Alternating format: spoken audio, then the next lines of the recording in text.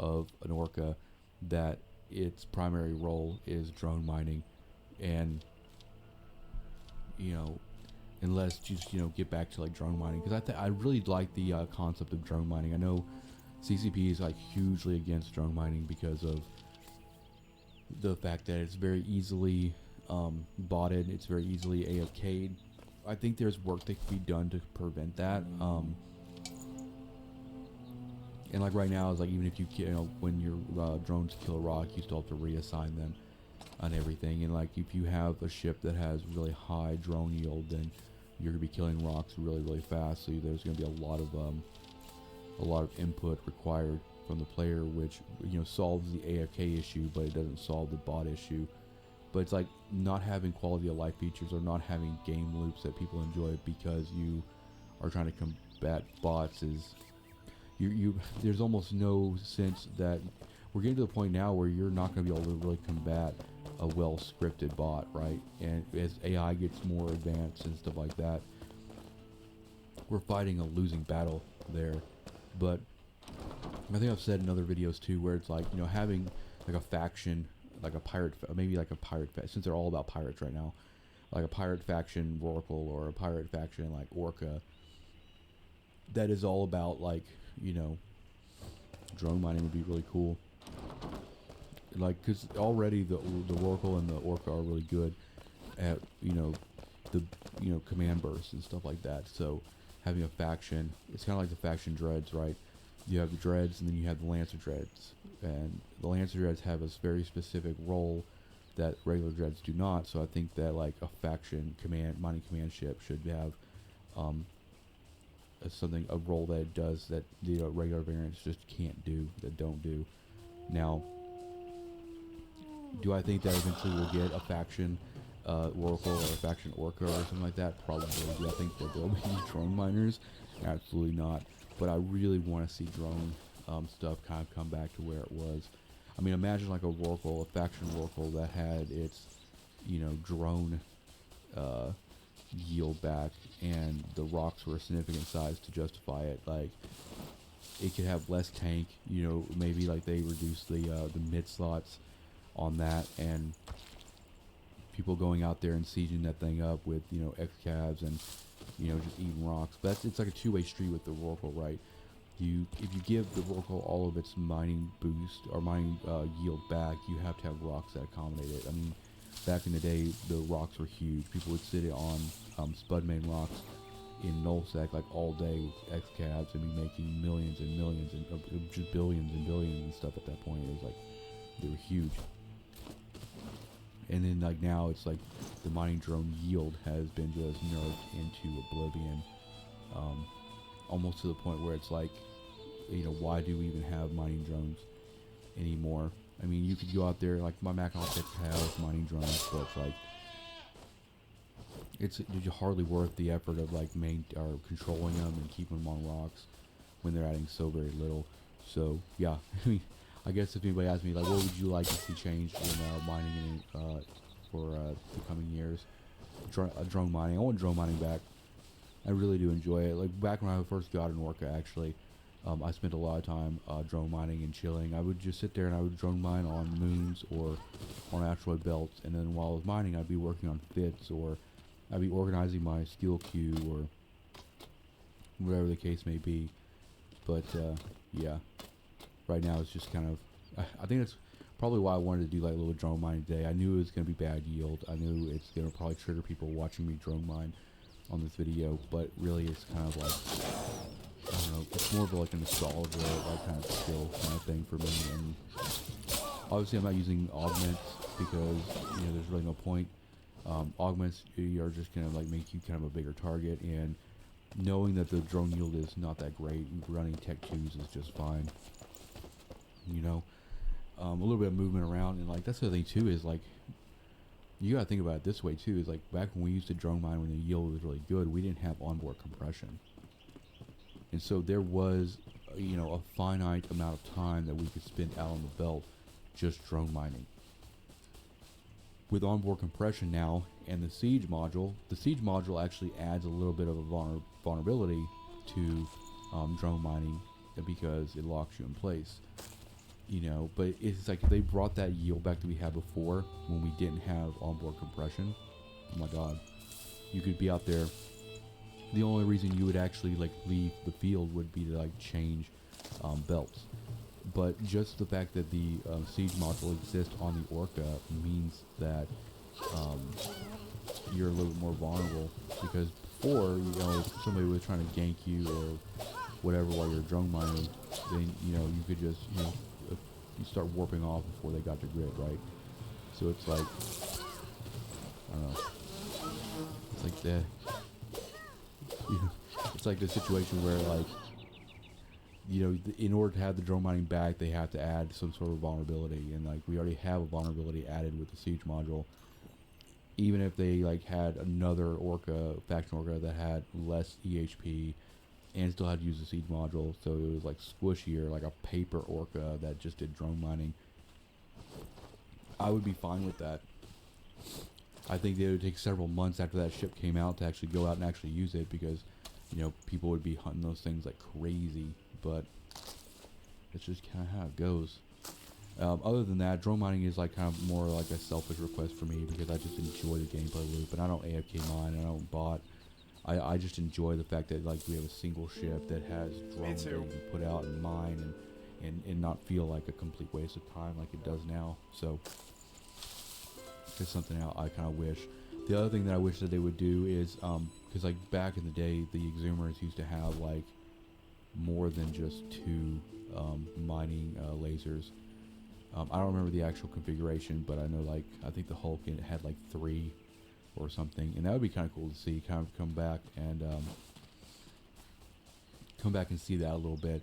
You know, I think it's probably a good way to, you know, incentivize people using like Hulks in fleets and stuff, is like the Hulks have, you know, really low cycle time, and they also have 3 lasers. That would be a crazy meta shift too. You know, after so many years of just running like 2 lasers, you get into a situation now where you have 3, which is crazy.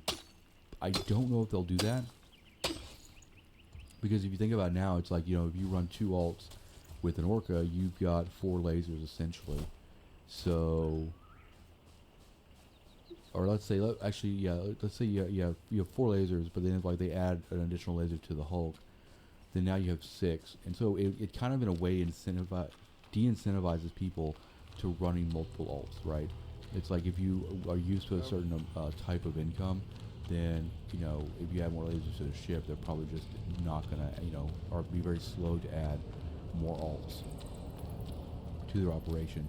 I don't really think that would be actually a real world application. I think, you know, if people are running 2 alts and 4 lasers, and they add 2 more lasers to the Hulks or whatever, then they're gonna be like, oh, I have 6 lasers now. If I add another ult, like I have 9 instead of, you know, what I would have had before, which was 6.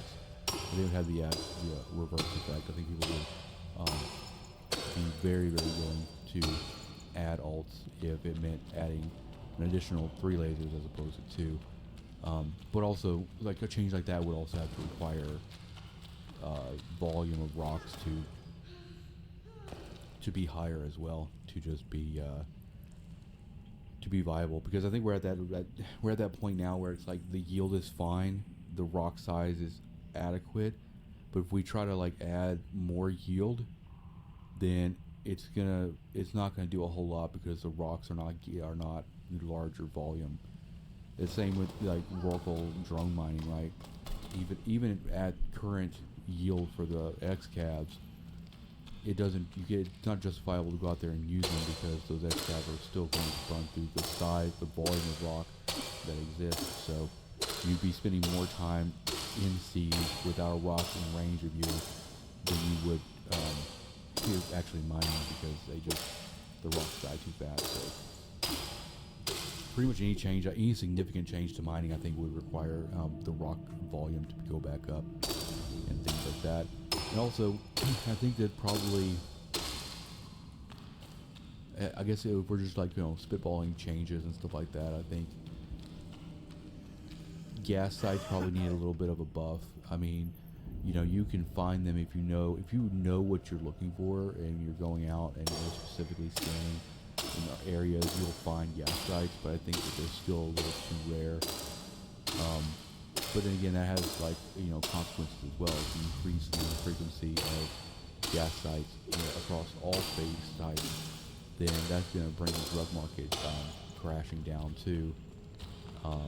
But also, I think it would probably help introduce gas huffing to a lot of players who wouldn't otherwise do it.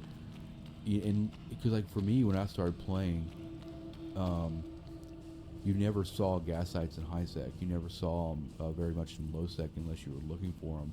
And so gas was one of those things that was skipped over by a lot of industrialists because it was just never realized. It's like, it wasn't until I started going out and specifically looking for gas sites that I learned about like the profits and all that stuff. And that's why gas is so lucrative, because it's off the beaten path essentially. It's like, it's not easily fed into the new player experience, or it's not like this huge, like an asteroid belt on the overview. Hey, there's an asteroid belt, go mine there. It's not like there's gas sites just hanging out, and the mechanics of it all. So I don't necessarily want them to make gas so accessible that it cripples the drug market and cripples the the amount of ISK you can make from it. But I think that in terms of like everything, all mineable activities in the game, gas is just not very accessible to people, which I guess some people are going to be in the camp of like, that's fine, leave that to us and let the newbies go and mine rocks and anomalies and stuff like that or whatever. But like, even somebody who's getting specifically into like drug manufacturing and they know where to look for gas sites, it's still a big time sink to go after and look at that stuff. And even just like capital component construction, like any major advanced manufacturing, pretty much every propulsion unit uses different types of gas. And it's like, even out in nullsec where you're building capital ships, you have to go and find gas from like all these different regions and all these different types of sites. And it's like, it's not one of those things where you're like, okay, if I just have the time, I can go out and huff all this stuff. It's like, it's a serious expense, going out to different regions that your alliance or your coalition may not have access to, and going out there and getting this stuff. And if you're doing it successfully, you're not doing it at scale, you're not doing it at volume. So yeah, it's a balancing act for sure. I think I would like to see more research slots too, just for like manufacturing, researching BPOs and stuff like that. 10 is great. Give us like an expert labs, expert production. Let us get up to like 15, maybe even 20 slots. Because right now it feels stupid to like have alts specifically trained just to run an additional 10 research jobs, or have the slots to do additional reactions or invention. Like, that number is so easily scalable. I mean, bringing the total up to like 20, 20, 20 instead of 11, 11, 11 at max skills. I mean, that seems a pretty reasonable request there. And then also, I think there's so many changes to PI that I would like to see. So many. One of them being the preset. I want to be able to actually like save configurations, and so I made a video on this, just like a feature concept, but it's like, the idea is like, if you are actively changing planets and you're actually doing a lot of stuff, you can save presets, and which is essentially just like the how many you can basically set up a planet and you can save it as a preset, and then if you go to a new planet, you can drop that same preset there. You still have to like turn on the extractor. You still have to make sure that you are within CPU power, because a lot of that stuff changes based on the radius of the planet. So like, if you go from like a barren planet with a preset to like a gas planet and drop that preset in, it won't let you apply it, or it won't let you submit it until you're like below the resources. Like, say it's a gas planet, so you're probably going to take off a few factories and stuff to make it work, but it's like, one click is allowing you to get that stuff in place. That would be huge, because just in terms of like setting up like a factory planet, instead of going there and individually dropping all 24 factories and linking them all up and everything, because most people already know that they need to put it on barons or stuff like that. So it's like, if you can build out one process planet on a barren planet and then save that loadout, and then go to 5 other barren planets, and all you have to do is go to the loadout, one click, make sure everything's good, submit, and then change the manufacturer type. That'd be great. And also just like shift click, like allow me to like shift click factories and change their blueprint, to change the product that they're producing with one click. Let me select all, you know, factories of a certain type and change their everything. Same with like routing. I mean, it's smart enough to know that, you know, how to route stuff automatically anyway. Let me select all the factories and then hit route and then click on my launch pad, and it automatically routes it all there, right, through the links that are already existing. Like, let that stuff happen. Don't make me go through every single factory just to like link to the same destination, you know. I don't know, stuff like that. And also like just additional planets too. I think it would be cool to see like maybe you know, expanding PI to like, I mean, this would be insane for the meta. But imagine having like 12 planets per character as opposed to 6. It would open up a lot of different options. You could do, yeah, with 12 planets on a single character, you could be skirting real close to being able to do like, you know, P4 pretty successfully on a single character. And that can come down to like just having, you know, advanced or expert level skills for command center upgrade and for consolidation and stuff like that, which would be really cool. That would be amazing, actually. A lot of those PI changes would be pretty cool.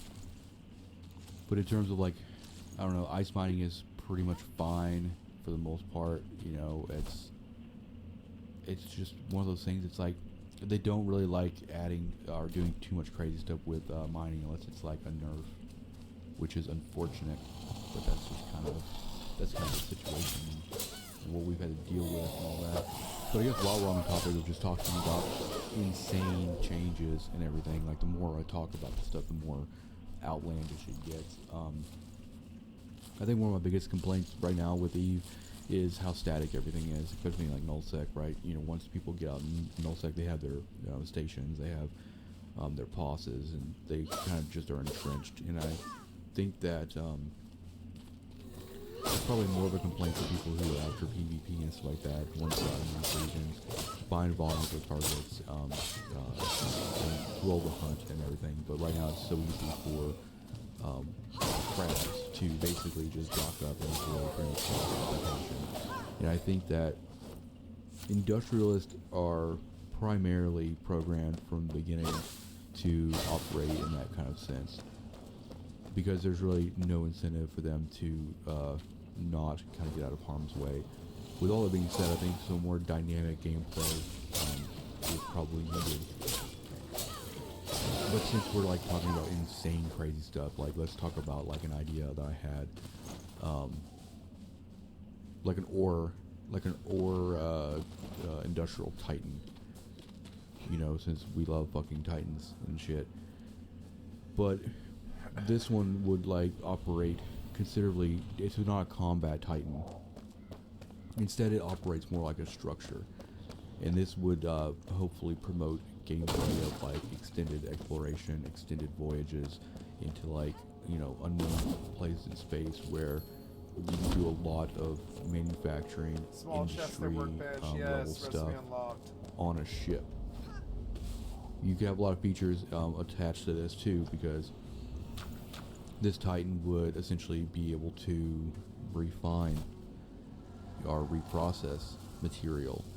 It could decomp gases, decompress gas and stuff like that. It could also, you know, run command bursts if it needed. Probably not command bursts, because you probably wouldn't have it on grid, like on a mining fleet or something like that. But the ideas are actually pretty wide open for like a Titan, an industrial Titan.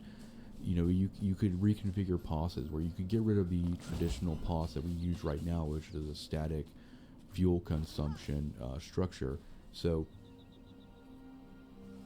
this industrial Titan would have like a module, a POS module, right? Which really, you wouldn't call it a POS module, but it would essentially be a module that allowed you, as long as you had enough fuel for it, it would essentially give you the POS shield around the Titan it doesn't make the Titan, it may be like a little bit less Active. dense, or maybe a little bit easier to crack than normal pulse shields, but the idea is that the Titan itself is providing some sort of a sanctuary, not an invulnerable sanctuary, but a tough enough sanctuary for industrial operations to happen in deep space or something like that. So you can imagine having like this Titan out on grid.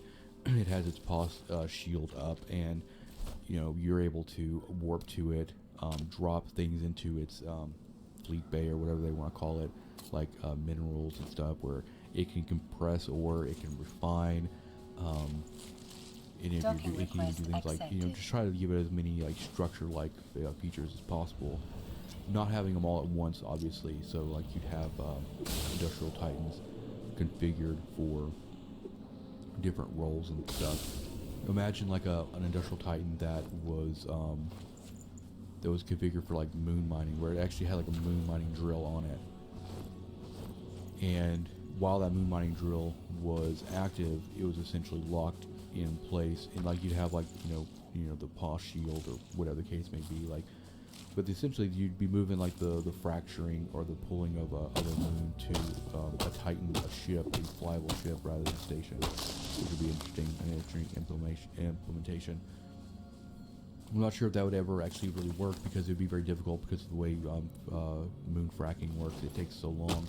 If you're going to do like a 50-something day pull on an Athenor, right, you pretty much have no worries of, you know, that getting interrupted. But like, you know, logging out a ship, you know, would essentially like stop the timer. So maybe like this moon drill would only operate, you know, when you are online, obviously.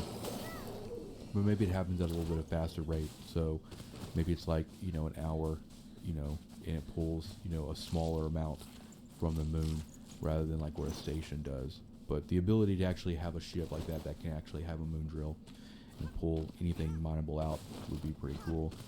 And then also maybe like a manufacturing mod on a industrial Titan would be kind of cool, where you could run like low-level manufacturing jobs and build stuff. And like this would open up a lot of interesting gameplay dynamic with like wormhole space, where you could take like, where you could get one of these in a wormhole and be able to, you know, it basically, it would operate like a POS. It would allow you to compress. It would allow you to manufacture, you know, all kinds of stuff.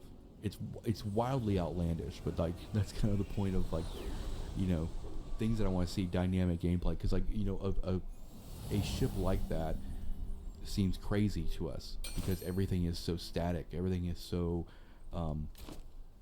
entrenched right now. It's like, you know, if you go out and do like a capital fight, right? Yeah, you're gonna bring all your capitals out, but once the fight's over, everybody's gonna go back to their little hidey hole and just entrench themselves. But it's like maybe adding more activities that require more people to be online, more people to be in space, more people to really kind of band together and, you know, make things, you know, operate like they need to. It's like, I don't know, that's some pretty cool options. I think honestly, I think just like having like an ore Titan would be kind of hilarious anyway. It's like, what would the burst on that thing be, right? Like, yeah, we're gonna go drag mine with my my Titan here, you know.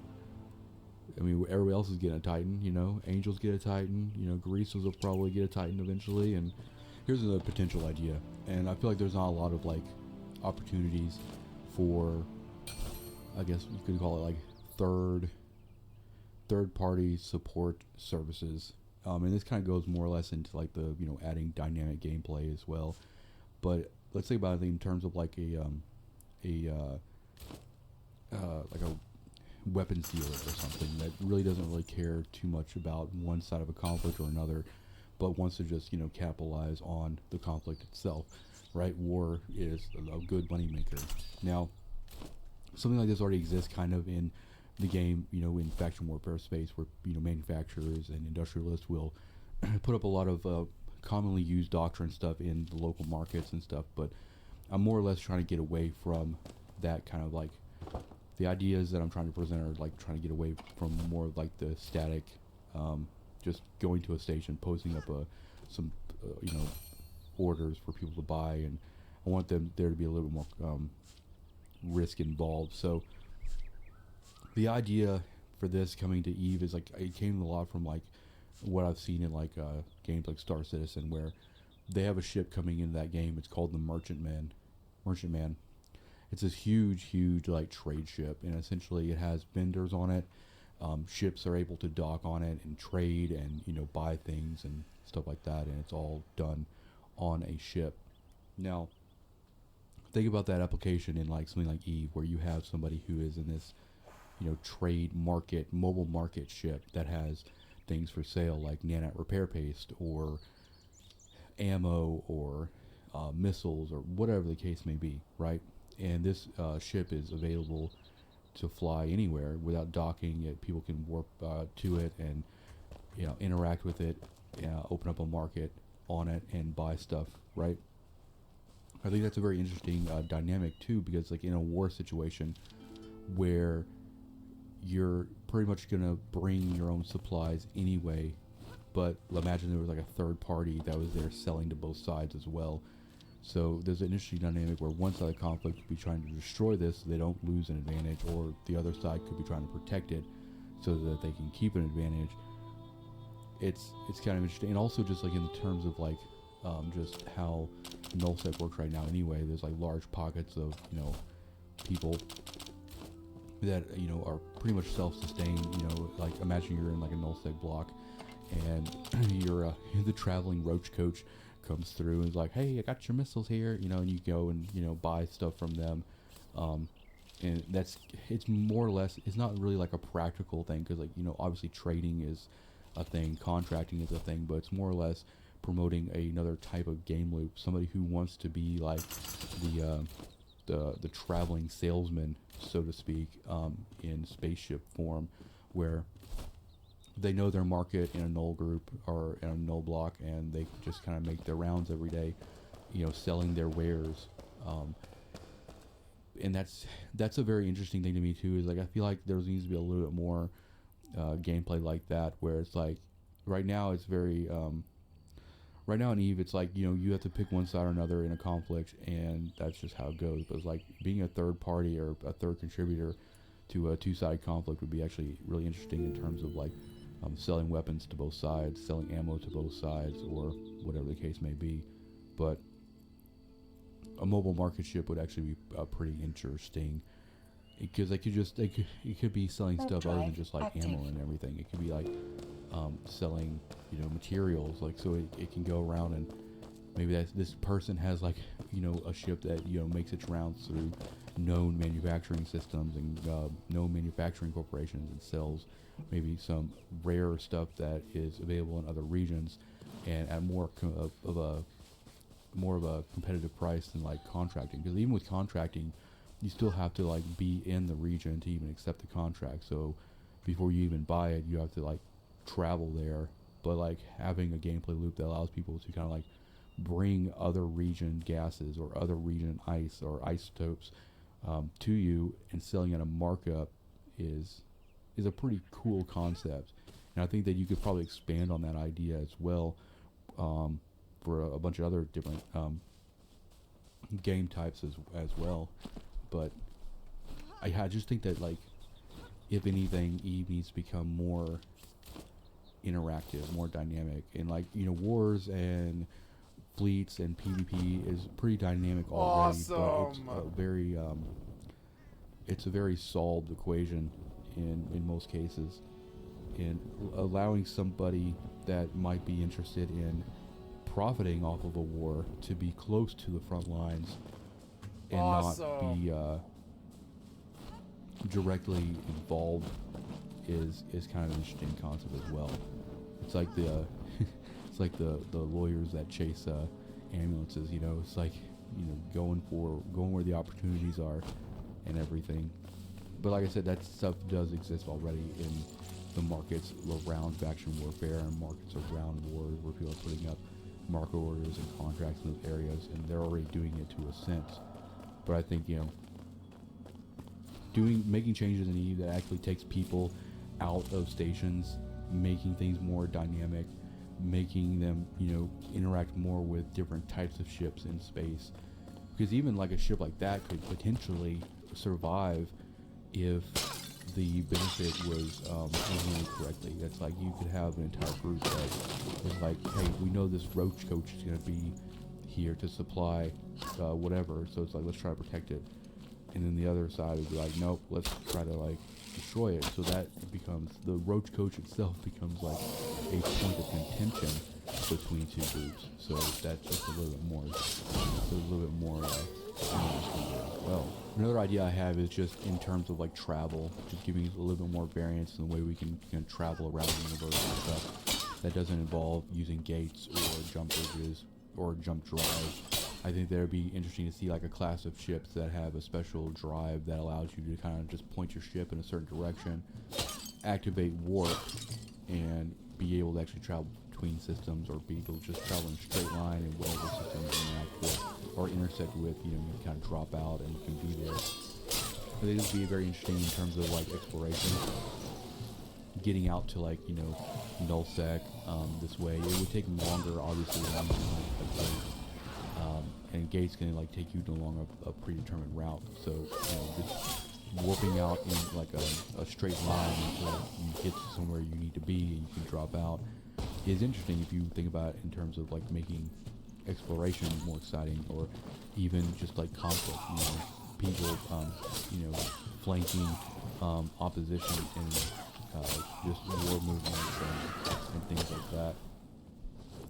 Obviously, you put a lot of restrictions on this. You could, you know, tie this could be like a fuel-based kind of movement thing, where like the ships that are purpose-built for this, or whether it be like a module or something, that this drive would use a certain amount of fuel every cycle while it's running and everything. But implementing something like that might, you know, end up causing them to have to reconfigure how star systems and how the map and how the physical everything is kind of, you know, done on a technical level. But I think I originally had this kind of idea whenever I first started playing, and it was like, well, we have to take these gates to get to all these different systems, which are known bottlenecks, which is, you know, if you are I feel like if you were, you know, if this was a reality and you were like, you know, faced with this problem, you'd be like, why can't we develop the technology to not use these bottlenecks even at a slower travel rate to still get to the next system? And it's that old thing too, where it's like, hey, if I just like burn out in a system in a single direction and I just do that for like 2 years, do I end up getting out of the system or going to another system? And I think it would be interesting to, like, you know, actually allow people to do that. It would also be interesting with this drive. It would be very interesting to see where things like structures and structures end up. You know, you could have, you know, maybe planets or celestials that, you know, are deep space stuff that can be, you know, found or discovered that you wouldn't normally be able to get to without these special drives, these special ships that can do like this, I don't know, like the supercharged warp or whatever. I mean, it would be essentially like regular warp, but instead of going from like where you are to like a gate, a known point, you would just be warping indefinitely in a direction you're facing until you ran out of fuel or whatever the implementation was. Capacitor, you know, whatever it is. It's probably a capacitor-based system.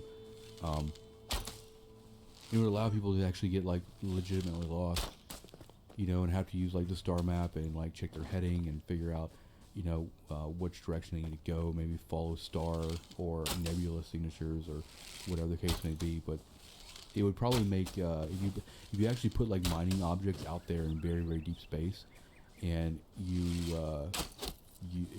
the other thing too is like, you know, if you warp a fleet member, like how would that work? If you're in a regular ship that doesn't have this drive and you want to warp that fleet member, that just wouldn't be possible, and stuff like that. So I don't know. I think it would be interesting to see something in that kind of same topic. You know, some sort of a different way to move, a way to like kind of live that space fantasy of going out for an extended amount of time, and, you know, eventually coming back to civilization with, you know, spoils and whatever and everything.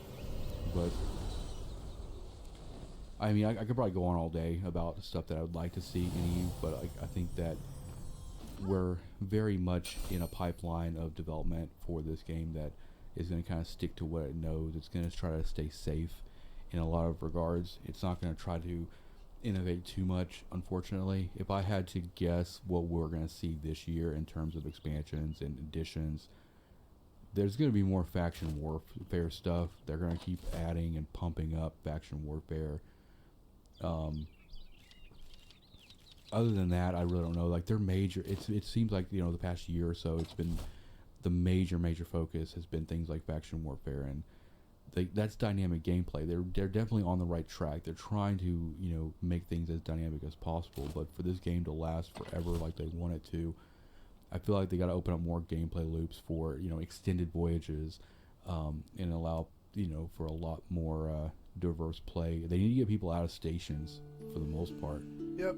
I mean, as a miner myself, most of the time I spend in station has been like trading or whatever. But it's like, if you're a miner, you're pretty much out in the belts quite a bit. You're out in space quite a bit. You're putting yourself out there.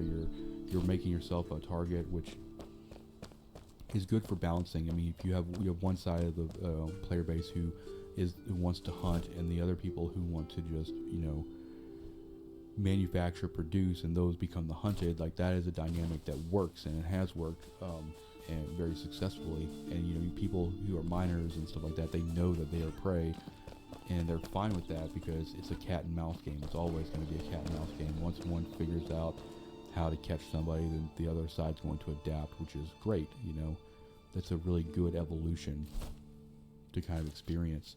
But I don't know. You let me know in the comments if you think that, like, everything is just becoming really stagnant. That's how I feel. That's probably one of the biggest reasons. I got like maybe like a few more days, and then I'm gonna pull my tune probably out of nullsec and reapply it somewhere else. I'm really just waiting on a research BPO. But a big reason why I've kind of just given up on nullsec is because it's boring. Even as like an industrialist, it's like, okay, I log in every day, check my PI, build something, contract it, somebody will come pick it up eventually, whatever. But it's like, I want to be able to explore, you know, exploratory, like, mining. Be able to go out in a mining ship and go to places I'm not supposed to be in, go to dangerous places and take risk. And the biggest problem with that is it's very possible to do that. You go out in, like, you know, wormhole space and, you know, go exploratory mining. What the problem is the way the game is balanced, it doesn't incentivize it. Because, you know, if once you get into a station in nullsec and you have access to a high industrial index, and you have all the anomalies, and you have, you know, Merc, and you have ice, there's no incentive at that point to go out and look for, you know, resources in hard to reach or dangerous areas of space, because you have essentially everything, you know, fed to you. Yep, I think they're working on it too. So they realize that the loop is starting to sort of fail. One thing I love about wormhole space is like the ice belts out there that just have all the isotopes. It's amazing. If I wanted to just go like 100% into like that whole exploratory mining fantasy, as it were, I would go out there and I would just purposely hunt for those ice belts, collect all those isotopes, and then do exactly what I talk about with like the market ship. I'd go out there and profit off of those. I'd go to drone lands and sell them absolutely everything except for oxygen isotopes at a markup. And, you know, same for every other region. I would just, you know, play that game. But then it's like, as fun as that sounds, you know, look at how many complications are part of that as well. Like, well, when you go out there and you mine these ice, you gotta be able to like refine it into isotope level. What do you do with all the other ice product? You know, it's a lot of back and forth, which I don't actually mind. I do a lot of Poshman mining anyway, so it's like I go out there, I usually, you know, mine spud, rackamine, compress it, and at a certain point, you know, bring it back out, and do what I gotta do with it outside of Poshman, which is still on my mind. I know I talked a lot about last year about getting into like wormhole space and just operating there pretty much exclusively, operating or like in Poshman, and right now I'm just kind of chilling in high sec doing the thing, but Poshman's still calling my name. But a lot of that is coming down to like I want to be able to get those standings up, you know, so I can have, you know, as many benefits to me as possible out there. But we'll have to see. I mean, there hasn't been really. I mean, I'm interested to see what the new talk for the next expansion is going to be. Hopefully, it's something that gets me kind of reinvigorated, re-excited. You know, the Viridian didn't necessarily affect how I do things. Havoc definitely didn't really affect how I do things. It would be nice. Invasion was a great expansion. I really loved the trig implementation. That expansion came with a lot of things for every group to do. You had the ratters who could go out there and do those sites in high sec. You know, you could go and hunt the different fleets that roam around, but then also miners were given something to do as well in terms of like mining Rakavine and high sec and the abyssal wars and stuff like that, which was great. Obviously, once invasion was over and that expansion kind of ended, Why would you move? Expansions that kind of cater to all You're the different eating types of something. players Fucking are really move. successful in my mind. What, did your And I legs would say fucking that, paralyze, that was or probably the last expansion that I can remember that was very successful. I think a lot of people hated it. I think a lot of people were like, why am I getting potted by NPCs on a high set gate? And I'm like, this expansion is great. What are you talking about? Invasion is amazing. And then we also got Poshman out of it, right? Which is still an amazing place to go and mine and do PI and do ratting and even PvP, right? So maybe I'm a little biased towards that expansion because I think that expansion was like around the time that I started playing. So maybe it's just something that I enjoy because of when I kind of started kind of exploring everything. But I want more stuff like that. I want more impactful additions to the game. Like I really don't, like I said in my original Havoc kind of thoughts, like after a year or so, Havoc is going to be so transparent to the overall ecosystem of the game that it's like people are going to forget it even happened, right? But it's like Poshman's a thing. Like you still have Indicom and trig border systems, and so like that expansion continues to remind you of what did that wolf one-shot during me? that, which Fuck was and all that? the ships that came along with it and everything. So That wolf didn't one-shot me. I think that if EVE is going to last forever like they want it to, like we need more meaningful, impactful features, more things that incentivize people to take risk and to put themselves out there and group with other people. And like I know that sounds weird, like somebody who like strictly plays solo wanting more group dynamic things, but I feel like that overall is what EVE needs. It's like it's an MMO. It's something that you need to pull people together to accomplish a certain task and all of that to be successful, because that's the draw. Getting your friends online to help you do a thing. And as an industrialist, unfortunately, you can scale so much up with like alts and stuff like that. That in the beginning it was like, hey, you play with all your buddies. You're like, hey, let's all get on and mine, and then we can split the profits or whatever the case may be. But then you start getting more and more advanced into mining, and you're like, I can just add accounts myself, and I don't have to rely on anybody, which sucks. It's nice, but it sucks, because you lose the social element. And I think that it's probably one thing I do miss. I don't miss waiting on people. I don't miss like having to rely on other people, but having people to talk to while you're out there just chomping rocks, or talking to people while you're just ratting game theory stuff, like talking about fits.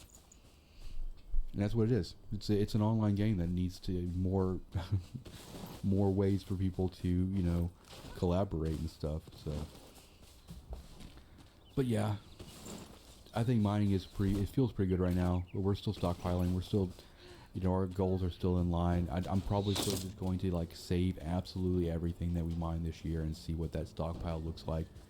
A lot of that has to do with like whenever I was like several years into playing, and I thought about all the ISK I wasted on stupid bullshit. And I thought to myself, it's like, if I would have just saved everything I ever mined from the second I started playing this game to now, what would that look like? And I think that'd be very interesting. Just like to run a stockpile of compressor ore and just see what ridiculous numbers we can get to. Obviously, I need to do a lot more mining. I was doing like 5 or 6 hours of mining a day back then.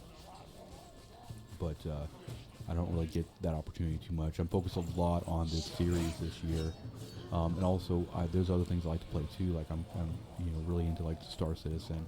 I've tried to get into Elite Dangerous multiple times. I have it. I got it on sale around Christmas. I'm trying every week or so. I like log in and I'm like, you know, it's just whenever I have things like, you know, EvE or like Star Citizen to play, Elite Dangerous feels like it falls in the middle a little bit, and so maybe it takes a while for me to get into new games anyway. Mainly because I'm just so busy, you know, focused on whatever I'm currently working on. But yeah, I'm probably going to try to do a little bit longer videos for solo mining, and really just kind of show very long mining ops. So that's coming. I'm so ready to get my graphics card upgraded and my internet upgraded, and so many of these things are like just holding me back from what I want to do. Like pretty much the second we get like the 4090 installed, we're gonna be probably back up to like 3 mining alts, and we're gonna go out and just like, you know, clear the belt. And I'm trying to do like a daily upload for this series as best I can, but like that I said, those limitations are difficult because I'm right at the line and stuff for what my graphics card allows. But like I just wanted to kind of like, you know, bounce around some ideas today with this episode, and you know, while, you know, just kind of drone mining is just not profitable anymore as much as I want it to be. I still go out like we've done today, you know, just kind of, you know, go through the process because it feels good, but it's not gonna, you know, it's not gonna make anybody rich or anything. But like the second we get 2 Hulks out here with this Orca, then the profits are gonna just start, you know, coming in, and that's just how it goes. Get out! Get out! Get out! CCP, if you're watching this, give me some drone yield back, please. Give me my paper pirate faction Orca. You know, you can call it something different, obviously, but you know, allow me to just drone mine to my heart's content and everything. That was fun, intense, and good. Potentially get ganked while doing it, but you know, Mysterious how Flask. it goes. In terms of everything we're going to be doing this weekend and this next coming week, we're probably going to try to get the Hulks out probably tomorrow. Since the weekend, I have a little bit more availability as far as time goes. And I say Hulks, but I like, you know, Hulk, right? Unless I render or record that stuff at like 1440p, bringing the other alt out just as impossible. Plus, it's still training for drone skills, so I'm okay with this kind of just chilling.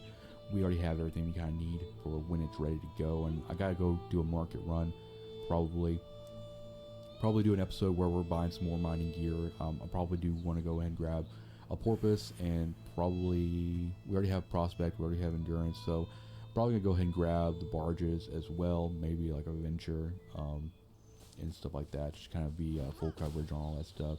And I think I'll probably use that opportunity to, I don't have any fits for just the regular mining barges on my corporation level fits, so I'll probably use that opportunity to actually put together, you know, and kind of walk everybody through procure, cover, and retriever fits, and then we'll buy those and we'll get those kind of into the corporate asset area. That way we can just kind of use those for testing and things like that. Like I said earlier in this episode, one of my alts is still in nullsec, so that tune in the next couple weeks will be done, and it will be coming back out. That tune, I don't know yet, but I feel like that tune might end up in Poshman.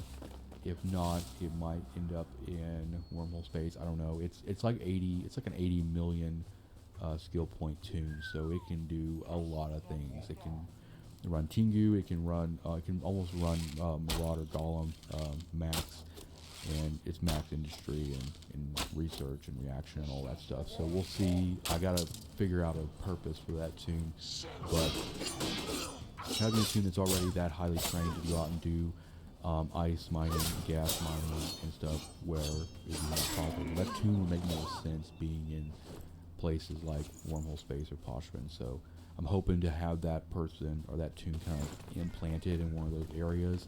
That way we can kind of do episodes over that too, because I'm kind of feeling the itch right now. I kind of want to go out and do some spud main mining and rackabine mining out there, so that's probably going to be on the docket as well.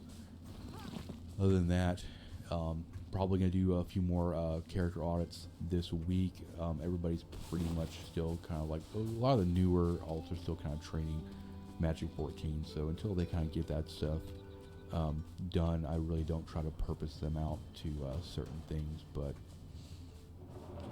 we'll see how it goes. I think eventually I want to try to do. I want to try to break my my record as far as mining fleet size I show on video. I think my record is. I want to say the fleet mining video is Orca and 7 hulks. I'll have to go back and look at that video, but my goal is to kind of push that even further. That's going to require a lot of technical stuff because I'm running like a 4K monitor. So in order to like really push the idea of like running 30 alts with an Orca or something stupid, I pretty much have to run all the clients at like 1080p most likely.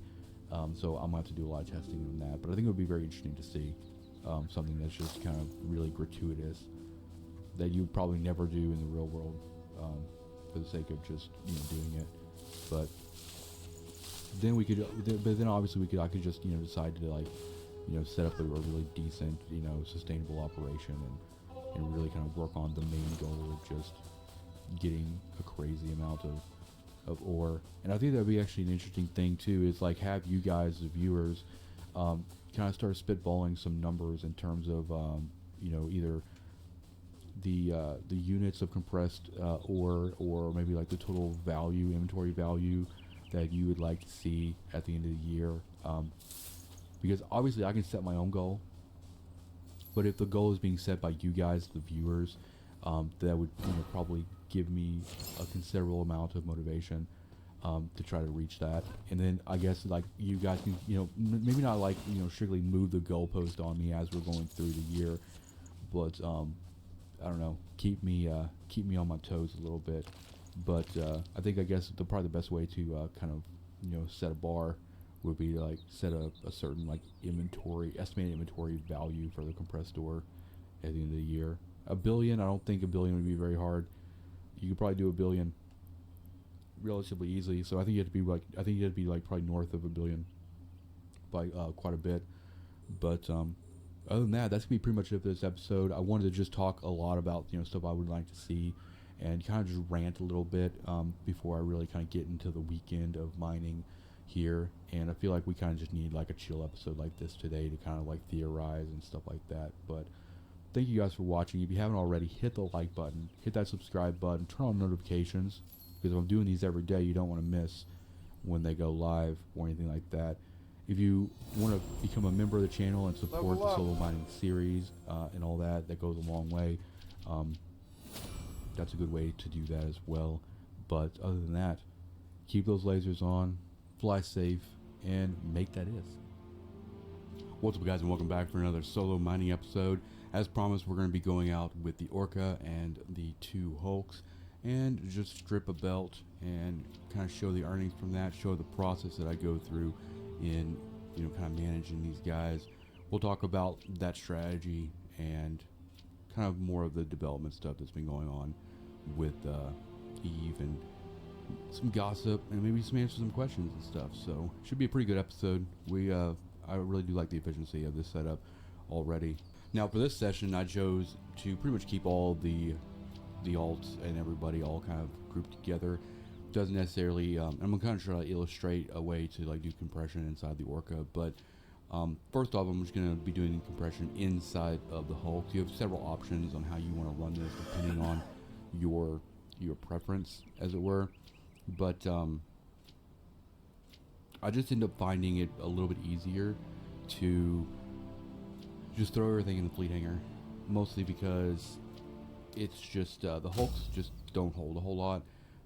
I usually like the Hulks to do at least like 2 cycles, especially at this low cycle, before I have to really compress. And if you compress inside the Orca, then, or inside the Hulk rather, you're going to be compressing on both tunes like every 100 seconds or so. My cycle times are like 50 seconds or something like that. Now I'm going to let this run for a little bit, just so you kind of see the process of just the compressing inside the Hulk kind of method. I'll kind of talk about the setup while we're kind of getting started here. Each Hulk is essentially, their mining overview one Hulk is going to be sorting by ascending, and then one Hulk is descending. What that does, and they'll always be targeting fresh rocks at the top of their list. What that ends up doing is allowing one Hulk to always be targeting the max range stuff, so the stuff at the very far distance, and then one Hulk will be targeting everything in the near vicinity. That means that they won't actually be crossing over any rocks. There will be no like double lasering any rocks until the very, very end. And this is just a method I've been using for quite a while.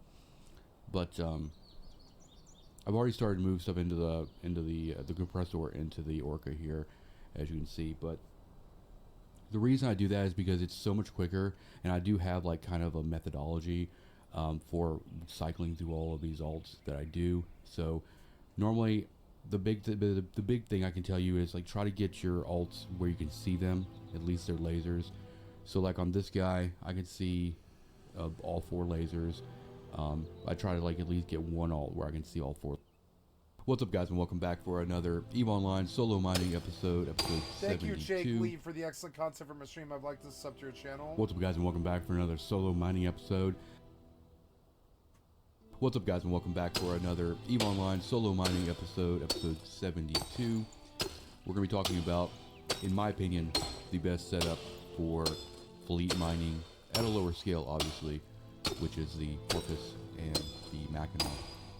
Now, we've been doing a lot of talks and stuff this week about fleet mining, and like yesterday's episode, if you watched that, we showcased the Orca and the Hulks, which was really, really good. We made a considerable amount comparative to other forms of high sec mining. We did about 70 million compressed value in the length of that video, or length of that cast, which is good. And that's a very good That's what setup. I've been doing. Yeah. There's absolutely nothing wrong with the Orca and pairing in the Orca with the Hulks and stuff. Really low cycle time. You have the better boost from the Orca, and you just have a lot of space to kind of fill everything up.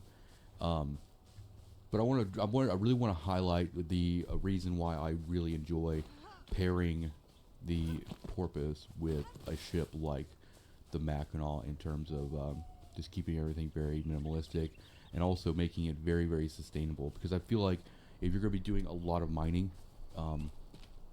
you want it to be sustainable. You want it to be something you can rely on. And I think that your setup, your fleet setup, needs to be, one, practical. It needs to be efficient. It needs to be sustainable. All these different things.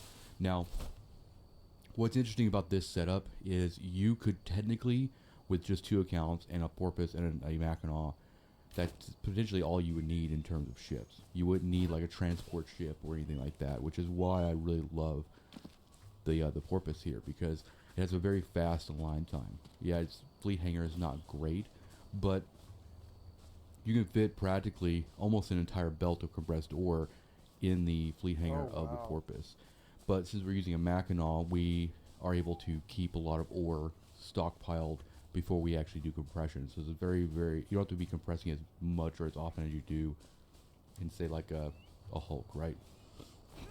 And also, I've done some recommendations and stuff for like getting your ore either to market in JITA or to your engineering complex or whatever the case may be. I do use a crane for that. You can put about 12,000 cubic meters of ore in there and take it out where you got to go. But also, the Porpoise works very, very well as an ore transport. Very, very well, because one, it's a specialized hold, so it's like when people look at a normal transport, that M3, that volume could be anything. It could be absolutely anything that could tickle their fancy. But the amount of like 60 something thousand cubic meters of ore in the Porpoise compressed going to market with a ship that's a fast align time is just amazing. I've done that before in the past too, where it's like, once I get up to filling up the mining holes on the Porpoise, I just take the Porpoise to wherever I'm stockpiling, or to JITA or whatever. And that makes the configuration of this, I guess the utility of this configuration really appealing, because you could technically, if you wanted to, just take out the Mackinac by itself without boost, and it has a really good ore hold, and you would be out like 20. It takes about 20 minutes to fill up the Mackinac. From if you're running the setup that I use, and if you're in a intercom system with an observatory, you get a 10% mining Oh, man. bonus. So just kind of contrasting what you're seeing it now compared to like yesterday. I was doing about my hulks were doing about 50-minute cycles yesterday with the Orca boost. Now with the Porpoise boost and the Mackinac, it's about it's 68, so it's like 18 seconds slower, which is fine because if you did notice something in yesterday's episode where hulks are great, they're gonna suck down the belt really fast. Their cycle times are amazing. But when you're running more than one tune, you have to either manage that tune on another screen, or like what I do is I swap between clients, and you can see that really kind of, that there's a whole laundry list of things you have to do to kind of keep everything moving and running. I'm all about convenience. I don't AFK mine, but it's like when I'm doing this setup right here, I can essentially ignore the Porpoise for the most part because we're not putting anything into it. There's really nothing we need to do with it other than just having its boost and stuff on. And I can hang out on this client on just this one miner, do my compression, do my D-scanning, work on fits, do whatever I gotta do, all here. And then if you are mining for a long time, when you start really filling up this 44,000 cubic meter on this Mackinac, all that compressed ore could technically just get shoved over to the 5,000 cubic meter fleet hold. So it's just, in my opinion, one of the better setups. And I think a lot of people out there, there's probably like a few different types of people, like people who really want to do just solo mining with one account, and I would recommend all day a Mackinac. And then there's also people who want to like solo mine with their own fleets, right? At multiple accounts, 5 accounts or more or whatever. And in those situations, yeah, hulks are great when you pair them with a Porpoise and Orca. But if you are in that camp where you are just like only have 2 accounts, especially if you're like a really old like capital ship person, like if you've done like carrier ratting or dread stuff and you already have like that one account you made eons ago to be like a Sino or whatever, you probably have 2 accounts, which is, I would say, a fair average of players. Purposing those 2 accounts in a configuration like this is really good. Now, what is the income on something like this? I typically see, depending on what I do, I see roughly around 30 million an hour with this setup right here. That's about half of what we were doing, a little less than half actually what we were doing with the hulks and the Orca yesterday, but there's a lot less to manage with this too. Like you can literally just hang out on this one miner, check your D-scan, do all your things, and it's just so chill. If it's like, this is probably the chillest setup you could probably do for solo mining. And I mean, I pretty much did this a lot last year until I eventually got rid of my Porpoise and just kind of went straight just like Mackinac. But, between like, summarizing like last year, if I was doing fleet mining, it was this setup. If I was just doing single account mining, it was just Mackinac all year long. Now, a lot of what I try to do on this channel is to recommend sustainable solutions to things like mining and everything. I believe that as fun as it is to really kind of scale mining to a crazy degree, while that's fun and interesting, it is kind of tedious. And this is coming from someone who has actually, as part of their day-to-day operation, utilized 5+ miners with a command alt in nullsec and other places like that. I mean, there's a whole kind of like just yesterday's episode you saw like the checklist I have, the mental checklist I have just when I'm going to each of those clients just in HiSec. But it's like when you actually take it to a crazy degree with like 5+ alts, especially in nullsec, there's a whole other mental thing you gotta go through too every time you undock, because there's always like there's just procedure, especially if you're doing like so I guess to like put this in perspective, I'll walk you through what a normal operation looked like in nullsec for me for doing ice at the peak of my fuel block manufacturing. And you'll probably quickly realize that that's a lot of things, a lot of moving parts. It's profitable, but I'm also more or less in the camp of like I just want to chill. And that's what this series is about, is like chilling, enjoying mining. That's why we're in high sec. That's why we're just doing things for the actual enjoyment of it. And this setup is just going to be hands down. If you decide to adopt this, a week, a month, 6 months, you're going to be loving it, right? You might have the minor itch where you want to like add more alts, you know, and that happens to all of us. But I guarantee you, if you get used to running this setup, this is going to be your daily driver. But let me just explain how like the simplicity of something like this, to me, is so much more valuable than like crazy scale. So I'm in nullsec, and I'm basically just doing primarily fuel block PI. My time every day is split between ice mining in anoms and then managing PI, and that together makes the product, right? But once PI was all set up and running, it's relatively hands-off and kind of passive. The biggest concern there was to not have more PI than we had ice products to complement it in order to make the blocks. So the very big concern every day was making sure that we hit a certain threshold of ice, new ice coming in. The setup I ran back then was 5 alts, all in hulks, fitted for ice, and the Rorqual. Undocking from like the Tatara, we'd get everybody out and get everybody loaded, session changed, everything. I would cycle through all of the clients, make sure all their hardeners were on, make sure everything was good to go. And normally, if I already had the ice anomaly bookmarked, while I was turning on their hardeners, I'd have them aligning to that bookmark as well. And then obviously the most important thing is aligning the Rorqual, because it turns like a boat. It's, you know, very slow moving. So not the complicated part. You know, you can obviously just get everybody out in space and then, you know, warp fleet and it's good to go. But I try to have everybody kind of arrive on grid at the same time, because the big trigger, especially in nullsec, is whenever you actually enter the actual anomaly, that will actually trigger a rat spawn. So in most cases, you're going to get a rat spawn very, very soon after getting everybody grid. That's going to become and the reason I bring that up is going to become evident here in a little bit. So once everybody's in warp, right, all their hardeners are on, everybody's good to go, we all land on the ice field, right? And this is usually I'm going to be dragging, so I'm going to a bookmark, and I'm going to be dragging towards a pause. So when I'm full, or if somebody comes in system, I just take the whole fleet out, right? In order to set up that, you have to, once you get on grid, get the Rorqual pointed at the pause, and then get all of the hulks, cycle through all the Hulk clients, and get them all following the Rork or the lead Hulk, or however how you're doing it.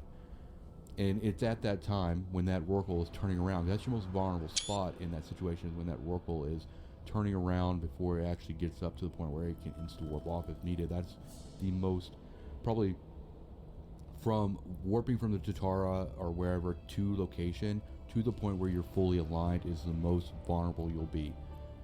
Because the last thing you want is somebody to come in knowing you're going to ice mine, you're in warp to the ice belt, and they just meet you there, right? There's pretty much nothing you can do at that point, so that's the most tedious spot. And this doesn't have to necessarily be Rorqual, or it could be you be using like a porpoise even. You know, it just, you know, that's just kind of how that mechanic works. It's a very, very stressful mechanic. But so it's just like basic setup of just before you even get started. You know, we have the Rorqual turning around, getting ready to align. We already have boost turned on, and all of that. All the we get all the hulks all lined up and everything, and then we then start targeting the rock or the ice or whatever, and start putting lasers on. By the time we actually get all of the hulks all good to go, we also do a pass through to open up all the fleet hangar for the Rorqual and all that stuff too, because since we're dragging, we're not fusing, so we're not compressing. So everything is going to go into that fleet hangar. Once you get to that point, then you're good to go. Then you can just do like the normal cycle through the alts and make sure you're dragging ice into the fleet hangar kind of bit, right? Not too far from what we were doing like yesterday with the hulks. And then once you fill up the Rorqual, then it's as easy as just warping fleet to the pause or wherever you're pointed at. And then when you go back to do another run, you go through all that process again of getting everybody situated and all that.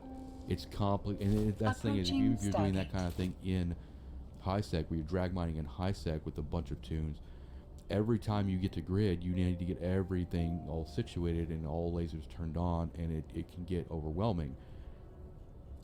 The income is great, but imagine doing that every single day, or even every couple days, or whatever, over the course of like 6 months. It's probably not sustainable. And even if it's something you enjoy, the procedure is something that's going to actually burn you out. Not the actual mining itself, but just like the SOP, the procedure of actually doing and getting everything situated. Now, when you have, I would say probably the best kind of number in terms of like fleet mining, if you're solo, is probably 4. Which means it's like you're talking like 3 miners and then your command alt. That's probably like where I would stop anybody from growing past that point. Because after that, you know, when you add that 4th miner or that 5th miner or that 6th miner, and you take into account the cost of their Omega, the cost of their ship, and how much value they're really adding to the whole situation, it's probably not that great. Because the thing is like once you get to like 4 miners, 5 miners, you're taking the belt down in high sec so fast that you're cycling through all those tunes and making sure everything's managed and making sure you don't like no lasers get turned off because they're full. It's like that amount of just micromanagement is just not worth it, right? I mean, just yesterday with 2 alts, we did it in about an hour. Took the whole belt down in about an hour. So 3 alts, you're doing it in probably 45 minutes, if not less. So and I think that's perfect, right? In most cases, for me, I take breaks after every belt anyway. And if you're in a situation where you want to take out every belt in your system, then yeah, I mean, I would not do more than 3 miners at all. Now, I have the tunes. I have the trained tunes and the means to do 3 miners and like a porpoise, but I don't do it. Because I enjoy it not taking every ounce of brain power just to make sure everybody is situated and everybody's running as efficiently as possible. And that's a big reason why I like using a Mackinac, because that 44,000 cubic meter on there, I mean, unboosted, the Mackinac takes 20 minutes to fill up. And we've been out on multiple solo mining episodes where it's just the Mackinac. Yeah, it's about 20 minutes. If you don't have observatory boost from Indicom towers, then you're probably looking at like 25, maybe 30 minutes, whatever. With boost, you could probably you're gonna you technically would never fill up. You're just compressing, right? But mining the same amount, like the full percent you can boosted without compressing, you're doing it in a fraction of the time. Cause it's like the difference between like 123 cycle with a 10% Indicom bonus to 68. It's almost half, right? Not quite, but Warp drive active. So you're 10 minutes to do that. And the normal pull on just a solo Mackinac is probably like after compression and everything, depending on what you get, if it's plag, if it's tier 2 or tier 3, belt spar, plag or whatever, you might be anywhere in the range of like 4 to 7 or 4 to 6 million like compressed oil value in 20 minutes. Now, with this setup, you're going to do that in half the time. You're going to be doing, I'm seeing about 10 million every 20 minutes or so. Which is great. Like 30 million for this setup is amazing. 30 million an hour is great. Obviously, people out there are gonna be like, "No, that's not really good. That's not good at all." Well, I mean, it's actually pretty decent, honestly, because the thing is, this setup isn't just necessarily good for just high sec. If you took a Mackinac and a porpoise out in null sec to an anomaly, you have the align power and the tank to do this same setup out there. And also, if you do Poshman mining, if you do like Abyssal or Spud main, taking your porpoise out there for compression and probably swapping the Mackinac for like an endurance or something is viable too. So, as much as I love orcas, they're so slow for kind of what, the rocks are so small in volume now that it's just, the mining meta is just really kind of run and gun, right? Like, if we can kill a belt with this setup in like 40 minutes or whatever, or even an hour, at least an hour to take all the good stuff, maybe, leave scordite for the fishes. But it's just, you could just run and gun like that. I mean, you go do like, if you did like 2 Autopilot hours of mining jumping. with this setup, that's 60 mil, right? That's, you know, not bad either. And you wouldn't even have to do a whole lot of mining to sustain these two. Like, if you just did all your mining to sustain Omega, you're only doing with 2 accounts here. And you know, I'm pretty sure there's fire on a lot of this stuff too, Warp but drive active.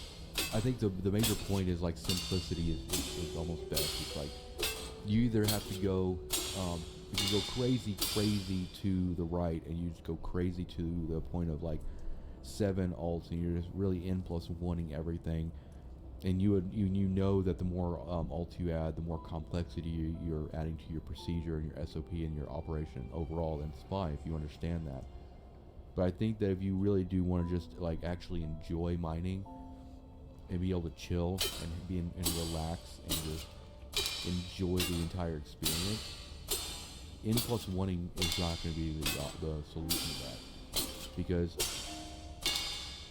if you're, and this is basically from my perspective too, it's like having a huge solo mining fleet that's highly efficient, that makes crazy amounts of ISK, is great, and it does work.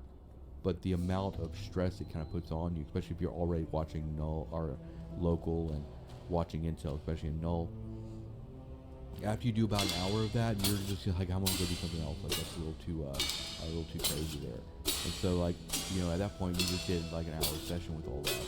But with this setup, which requires very minimal brain attention span, I guess, I am more likely. Approaching Here's the thing: Stargate. I'm more likely to do multiple hours of mining with this setup than with a setup that has a crazy amount of procedure and like high amounts of alts and cycling through things and all that, because it's just simpler and it's allowing me to enjoy it, and I actually do feel like going out and doing another belt with this, because that's just from the convenience perspective, but also think about the cost too, right? I mean, we're less than a bill, significantly less than a bill on just our ship and bit cost here.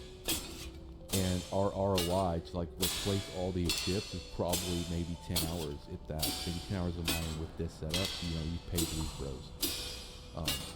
Which is super cool. I know. If you guys have been watching this series for any amount of time, Autopilot you jumping. know how I feel about the Mackinac. It used to be pretty bad. When the skiff was around, if the skiff was still as good as it used to be, I'd probably be rocking a skiff.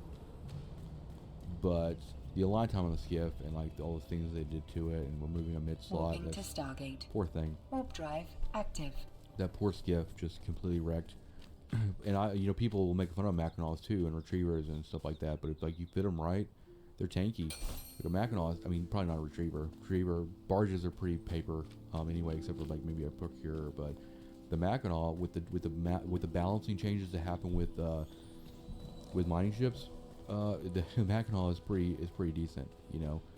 And that coupled with its mining hold is just great. But also, you don't have to worry about having a transport with this either. Like, you could obviously use, obviously use a warp bed to take like compressed order market too, but it would take forever because of the align time, the warp speed, and all of that. But it's like, if you go out and mine for you go out and mine for a week in high sec in a system like out in the beaten path Approaching with this, Stargate. and you basically mine enough to fill up the mining hold on that porpoise with compressed ore, and then you take that porpoise to Jita, that's easy mode. That is like mining with cheat codes on right there, because no one's really gonna look, you know, twice at a porpoise. I mean, they might scan you, whatever, but it's like, unless they're after ore. But it's like, imagine taking like a blockade runner with, you know, this fleet hanger that could be literally anything except ore. People are gonna scan the hell out of it, because it could be absolutely anything. Now, obviously, you have like, you know, miasmos and stuff like that who also have like ore holes and stuff that get popped all the time, but because they're, you know, they're a lot less tanky than a porpoise is too. And also, I think the align time is actually worse as well, because Autopilot I'm running like a damage control and like a power diagnostics in the low on this porpoise. If you ran 2 inert stabilizers, you're, you know, sub 4 minute align time. And I just love that utility about it. That this one ship that could technically act like an ore transport drive active. and a booster, and also it could just go out and drone mine if you wanted it to, you know. And the fleet hangar is big enough that you could, you know, fit, you know, a packaged prospect or endurance in, you know, whatever. It's great. It's amazing. But that's what I've been mining with for the past like day or so. Once I got done with the Hulk mining yesterday, I've been basically rocking this. Went to Jita. Finally picked up the porpoise because as much as I love the orca and it's great, like just the agility for the porpoise is amazing, and that's been kind of like my major draw. I spent a lot of last year just rocking just the background by itself, but after doing a lot of thinking and just kind of figuring out kind of what kind of setup I kind of like, that's what kind of got me out and went and Approaching bought a porpoise, Stargate. because I think this setup is going to be probably my go-to this year for stacking a crap ton of compressed ore and everything. Because it's like right now, it's like I would love to actually just go out and do like 4 or 5 belts with this thing, because it's just so easy. When all your attention can just go on to like watching your environment and watching your surroundings, and you know that you're still getting good ISK per hour, and you don't have to worry about, you know, running a bunch of clients and stuff like that. That is the sweet spot. That is hands down the sweet spot. And as much, I mean, I love doing like, you know, the bigger mining stuff though, but it's like a lot of you guys are watching this and like, you know, you value what my opinion is about, you know, the size of fleet and like the efficiency and all that Autopilot stuff. And like, I'm gonna recommend you guys the realest thing that I can, and the way I think you're gonna get the most Autopilot enjoyment out of. disabled. But it's all Waypoint subjective too. reached. It's like everything in EVE is very subjective. Fits are subjective. How you want to mine, where you want to mine, all that stuff. But you can't go wrong with this. And so that was my major thing. And yesterday after mining with this, I was like, man, I just want to make an episode. We just need to make an episode and talk about the Porpoise Mac fit. And it doesn't mean you don't have to have a Hulk either. I mean, Porpoise Hulk is amazing as well. And you know, if there's a day where you're like, okay, I really just need to go out there and just get some volume mined, and I don't have a whole lot of time to sit around and do whatever, then you could make that swap, Mackinac for, you know, Hulk. But if you've got the time and you're willing to, you want to chill and just relax, Mackinac, so easy, all just in ship and everything. But that's how I feel about it. Preach it. That's how I feel about it. Now here's the thing. A few years ago, even a year ago, I was making videos and I was recommending max yield. Max yield everything. Bling it out. And that would have probably been my recommendation a year or 2 years ago to like anybody wanting to get into mining. And we're talking like, you know, Mitchie's, MX1005, full harvest set, ore strip miners, the works, right? We're talking like a 900 million fitted Hulk and just go min-max to everything. Not so much anymore. Not so much anymore. And the reason is because once I decided to just like truly become like self-efficient and solo and stuff like that, you know, having those blingy fits wasn't as important. Having that crazy efficiency wasn't as important, because, and I attribute it a lot to, I mean, think about it. I was doing high level, high scale mining, but then look how many hiatuses I've done, or how many breaks from the game I've done over the past 3 years. At one point, I stepped away for 6 months, or if it wasn't a hiatus completely, I was not even mining anymore. I was doing absolutely anything else because I was burnt out. And I think that if you really do min-max and you really do put a lot of ISK on the field as far as faction and have really expensive mining clones and stuff like that, then you're always going to be thinking about how much it costs you in terms of assets and implants, and you're always going to be pressured to go out there and do a certain amount of ISK to justify having all the accounts, making sure all the Omega stays on, and that will burn you out so quick. Now, and that's why my perspective has changed in the past year or so to sustainability, reliability, and just being realistic with the efficiency, because, and it just feels better too to not have to run all that kind of craziness, or have to put all that ISK, you know, in assets on the field and do something like this. Simple is is very, very easy to sustain. When you complexity is going to be great. It's like, I mean, no one's arguing. Like, the more alts you add and the more efficiency you, in terms of implants for yield and faction heads and all that kind of stuff, yeah, it's going to make your ISK per hour better. But it's not necessarily going to be sustainable if it's stressful to you. So, all day.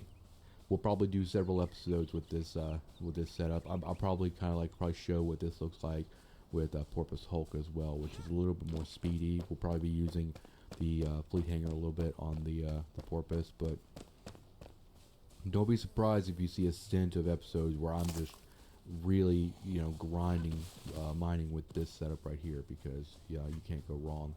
My fits that I'm running right now are probably on more of the expensive side. You could obviously go a little bit cheaper, but obviously I'm feeling like 95 anti-catalyst overheat fit, but that is what it is. This also works with like a retriever. Like if you're just not there yet with the exhumers and stuff, you know, swap that back on with the retriever or whatever. It's just, it sucks because like the Porpoise is so good now in terms of like its versatility in being able to provide boost across, you know, multiple areas of space. I mean, obviously if you want to do like moon or compression, you're going to have to be on like an Orca or a Rorqual, but chances are if you're doing moon mining, there's probably somebody out there who probably owns the moon drill who's providing that kind of compression and stuff. So I wouldn't like, you know, make your decision based solely off of that. But if you're just wanting to follow along in this series and just chill and just kind of vibe and have fun, get yourself a Porpoise. Having an Orca is great. You know, take it out every now and then, you know, like that fancy car that you just kind of like, you know, take out on the road a little bit on the weekends. It's fine. But this is great. I And don't just like want the a space. second Like right now, account. it's just being able to stay on one screen. And I think it's probably just for me. It's like over the course of like always mining in my Drive mind has always been like active. cycle all through these clients and doing all this crazy stuff and everything. Like just being able to sit on one screen. And the most repetitive thing I'm doing is just hitting V for D scan. Amazing. It allows me to do project discovery, work on fits, or any number of other things. And even if I go 1 cycle, 2 cycle, or 3 cycles, or 4 cycles, or even 5 cycles without compressing, I'm not getting lasers off because I'm out of space, right? Because I got the space. And that is just so valuable to me. But hopefully you guys enjoyed this episode. I know it was a little bit of a showcasiness for this Orca, or for this Porpoise and Mackinac. Enjoy the rest of your Sunday, and hit that like button, hit that subscribe button, and if you want to support the series and the channel in general, consider becoming a channel member. And like always, keep lasers on, fly safe, and get rich. And also, just enjoy your time. That's the most important thing.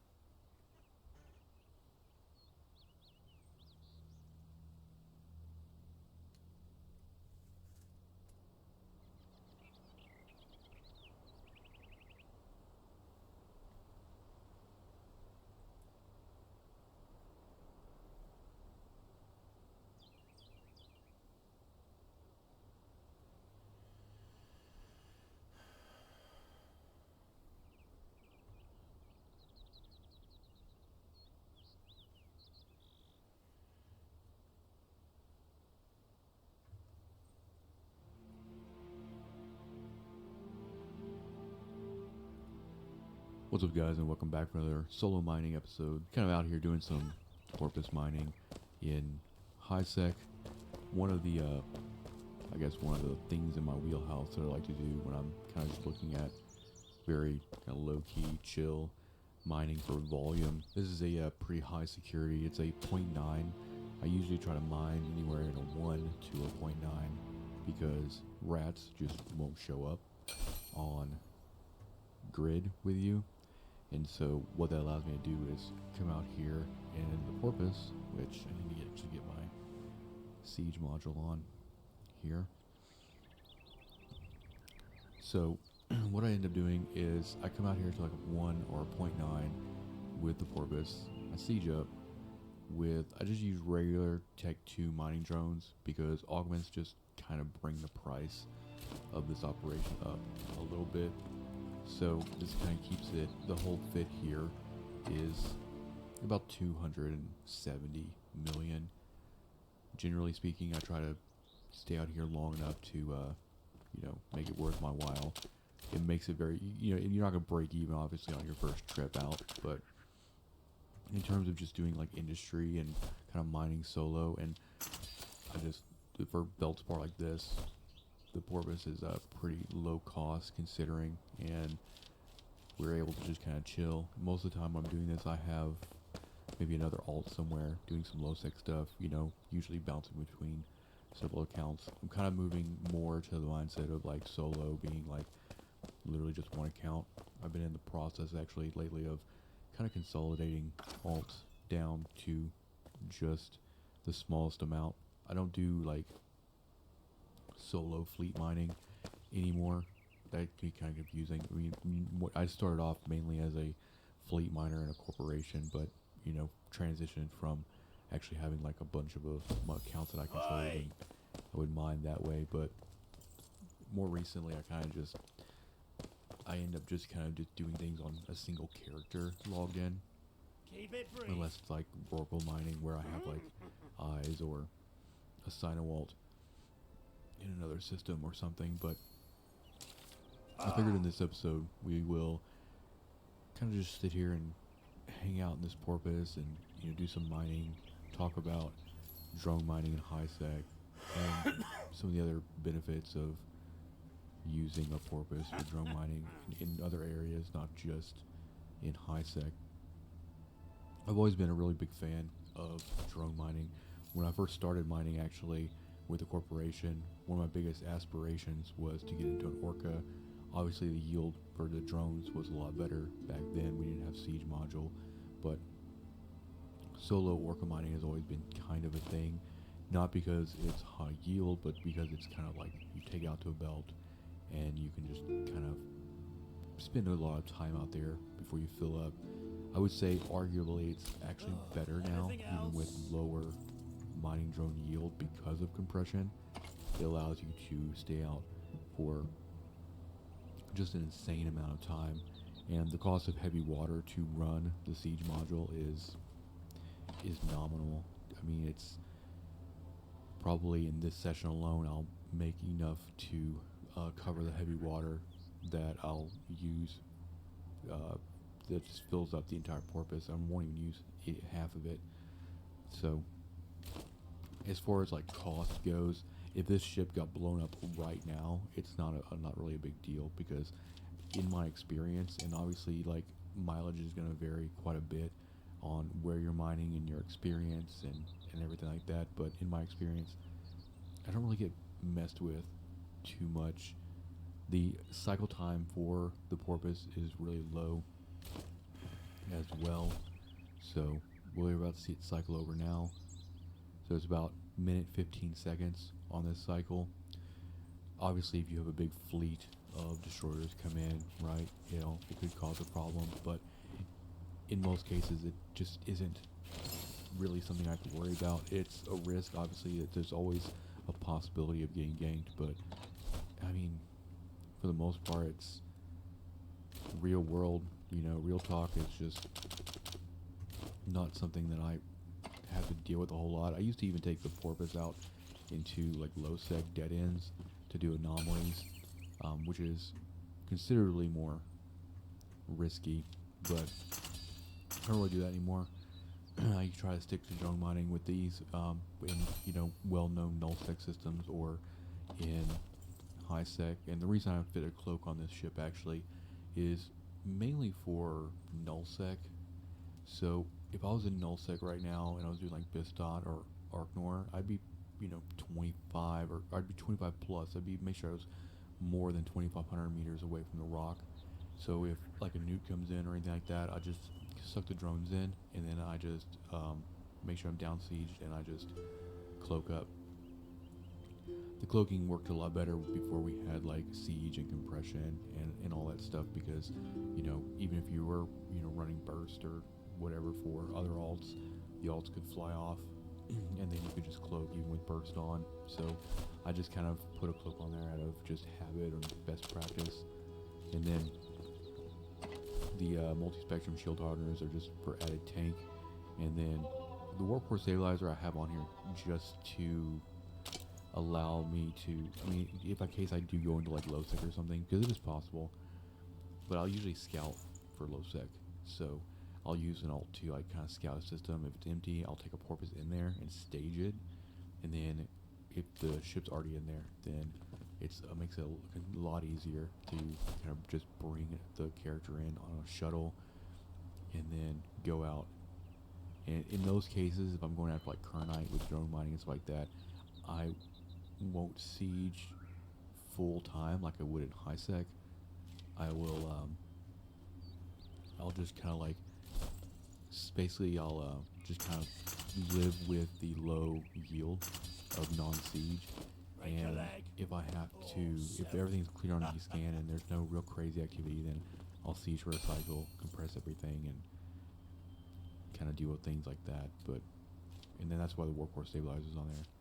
So if anybody does come in, you know, that just wants to like try to tackle, if it's like a single ship, then I just have, it's better to have it than not.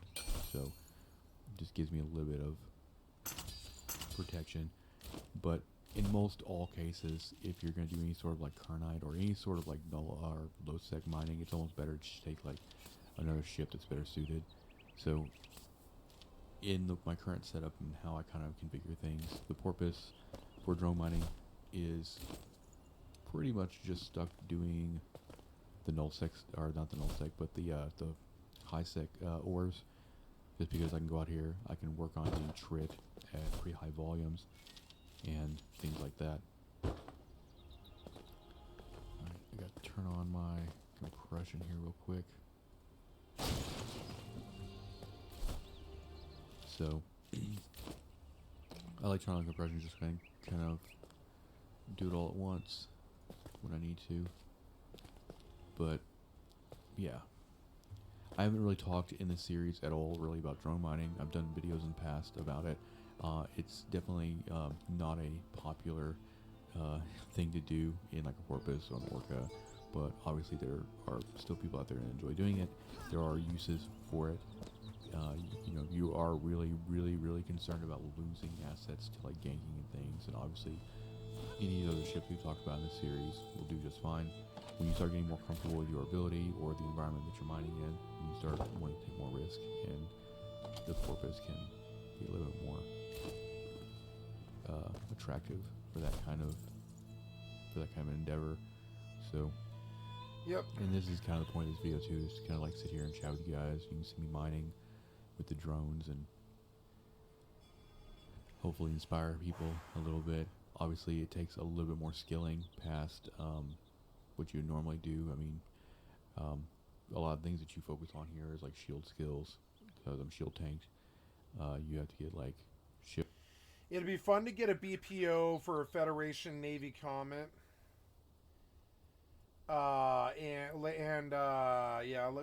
Let's go see and see. Or no, I don't know if you can make the Federation Navy Comet. I think you have to buy that. You have to take comets to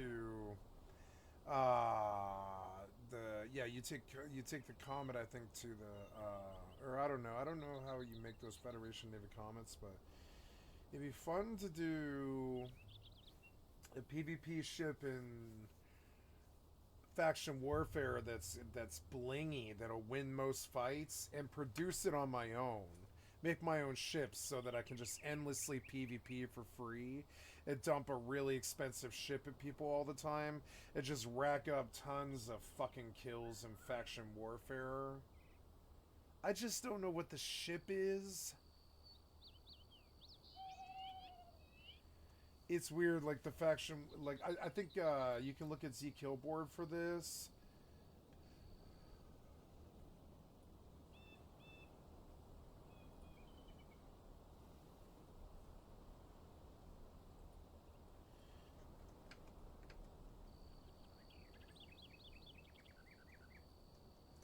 So they published the statistics, right?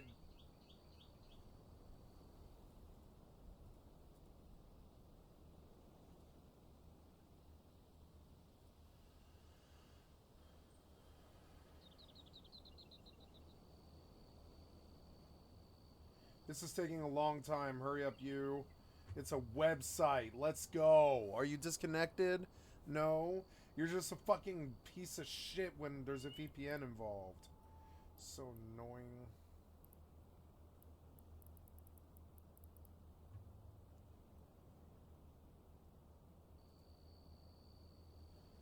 I don't know. This doesn't seem to be working, so we're just gonna get out of it.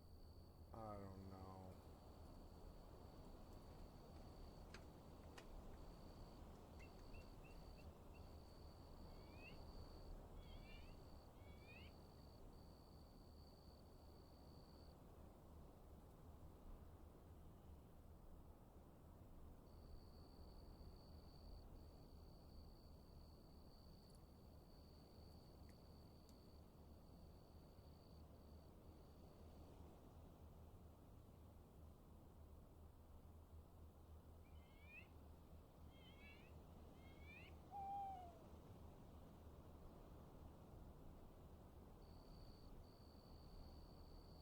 Yeah, see, there's the Ezekiel board.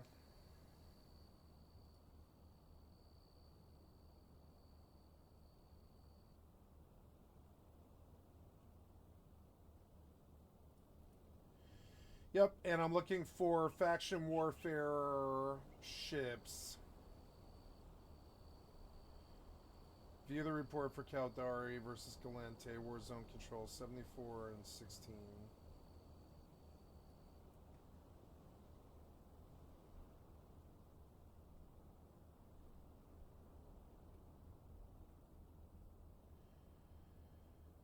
God damn, some of these people have 61 kills. God damn, they're getting like 10 a day or something like that.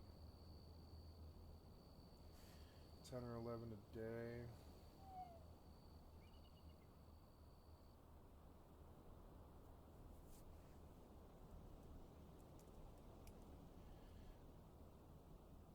I don't know, but I know that I want to see...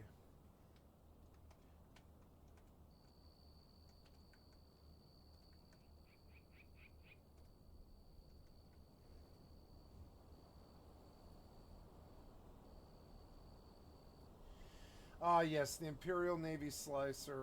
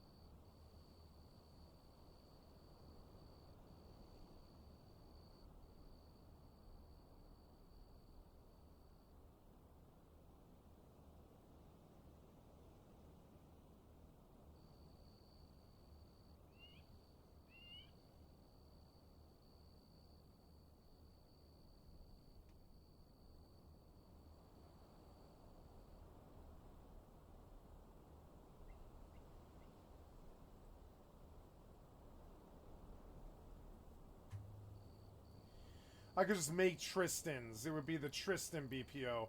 I'll just make Tristans. Like a lot of them. And just dump like 20 out there. And just keep Tristans burning. And I just fit up 20 of them multi-fit. Set them there with 5 Fed Navy Hobgoblin or whatever. 8 Fed Navy Hobgoblins. And I'll get the BPO for Fed Navy. Well, I guess it wouldn't be BPO, but like it'd be nice to convert for Fed Navy Hobgoblins or just buy them. Buy a fuck ton of Federation Navy Hobgoblins. And, I mean, I could do this anyways, though. Really, the solo money that I'm making, I could easily go and jump 150 million on, fucking 10 Tristans right now. I could just jump to an empty clone, go to Jita, fit a Miasmos with 20 fucking multi-fit Tristan's, which is really not fucking hard. It's like micro warp drive, tackle, a Tristan, some rigs, you know, and multi-fit like 10 of them, or just get the mats for 10 of them together, or like 20, and then just sit out there, no clone in faction warfare on offensive plexes all the time, and when I get targeted, sick the fucking drones. That's it.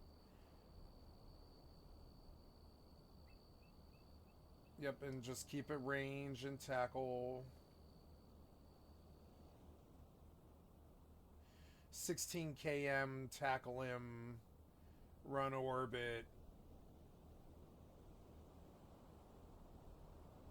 Just keep it range 16 km. Yep. And they'll be I'll be out of the range of most people's damage and stuff. I'll just pull plexes all day. It would be a good form of AFK ISK, but I mean it's also, I don't know, it's stressful. It's stressful. It's not AFK behavior. This is AFK behavior. I'm best like looking at the second account maybe. Gear up the ult for Porpoise and give them like buy a Plex. Well, I think it's what when I've got the account. Yeah, I've got the account, and all I have to do is pay for like buy a Plex pack out 3 Plex and get a big discount, you know, and just like give the Plex, give half of it to, or well, I don't know, yeah, like buy a Plex pack. Yep. And then just buy a Plex off the market for the alt. Give them the money. Have them buy. Yep. I'll buy like a pack. Yeah, I'll buy like a plat pack or something on my main. Dump the Plex. Put the initial training into AUGs, cyber, or whatever, you know what it is. It's what is it? It's cybernetics to 5, like I just did on my MCT alt, for which will take like 3 more weeks before it's done. But then, or no, her AUGs are done now. She's just cooking. She's cooking skill, and I wish.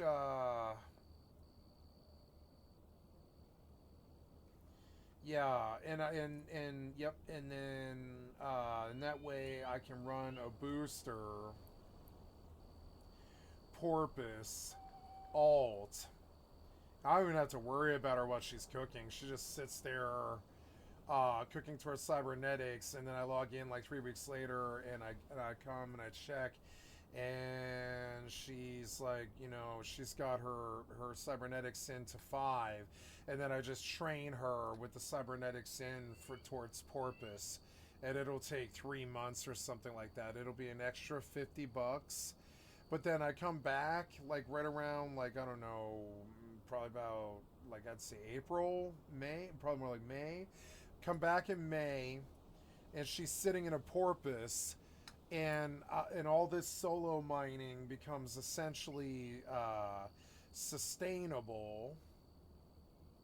She finishes out the Porpoise, right? I'm trying to, like, form a good enough, like, strategy for a solo miner and high sex. I don't really have to worry.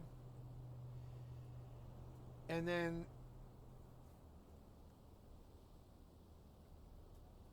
yep. And then I don't know what I do with it. I think I stay in the system, and I mine out all of the belts, and I pull tags. Right? Yeah, tags stack up fairly fucking quick. Nice, another load. Let's go refine. Warp drive active. So I'm gonna keep yeah, so now we see that I can get a performance that I like. I like these settings, but I want to go lower. DLSS for quality. I want to go DLSS for ultra performance, and I want to keep these settings. Now it gets blurry like New World, But the frame rate is fucking fluid. It's like nice and fluid. Yep, and it's like the gameplay's Docking blurry. request accepted. But I mean, the frame rate isn't. The frame rate's great. And then I'm going to drop it too on top of it. I'm also going to drop it like to 90%. 1722 by 942. And just try and get all the frames I can get. And now I'm going to run a stress test. And while she's like doing stuff like, you know, gaining stamina back like that. Or I guess I should go rest. I want to test, see if, I don't know if this is an EAC game or not. So I want to stress test this game now. I want to see, I'm going to quit the desktop now. And I want to see when I load up if it's EAC, and I bet it is. I bet it is EAC, which is going to be depressing. I would not mind running a second EVE client if it's the booster, because that doesn't do shit. That like that, and I work towards Porpoise, and I pay for Porpoise, and I stack ISK to buy two porpoises and and then when I'm done with two porpoises, I have one sitting there all geared up, and then when I have enough ISK sitting there, I just like keep buying another porpoise, right? And that way, if I lose the porpoise, I'm like, oh, sad panda, I go hop in the second one that I set up, right? That's before I ever even like really. I mean, it's like that's what I do with the first bit of money. Is just buy a second porpoise so I can afford to lose the first one. And I sit target in the ice belts out in this area, and it's easy enough on both accounts to just go to the belt. I just log in. I don't even really have to. I mean, I have to fleet them, but I don't have to. I guess I could fleet warp. I could fleet them up, and then I just instead of auto. Well, I could. I just autopilot both of them to the system. Who cares, you know? Or I could fleet warp around, and it would be annoying. But yeah, with the boost, oh my god, yeah, I would just be pulling ice all day, and then I don't know. Yeah, you need a porpa for, or what? Yeah, the porpoise can do.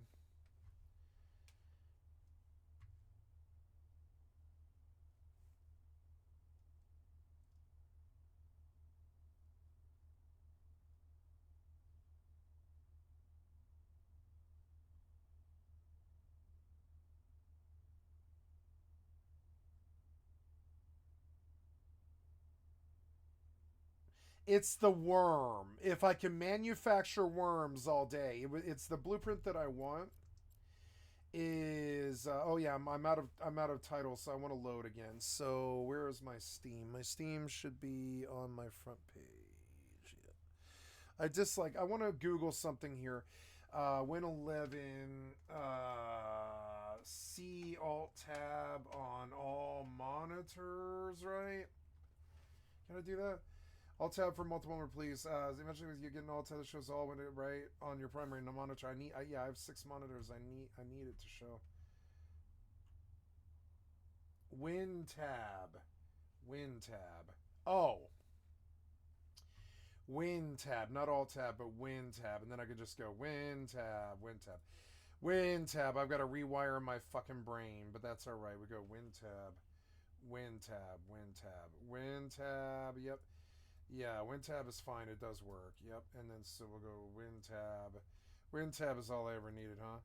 Oh, I guess I guess they've patched Enshrouded, but see now my Steam won't pop in the right on the right screen, which is like dumb. And I need my OBS open. Yep, and I want to pop to the Steam. Oh no, there it is. Yeah, cool. Update.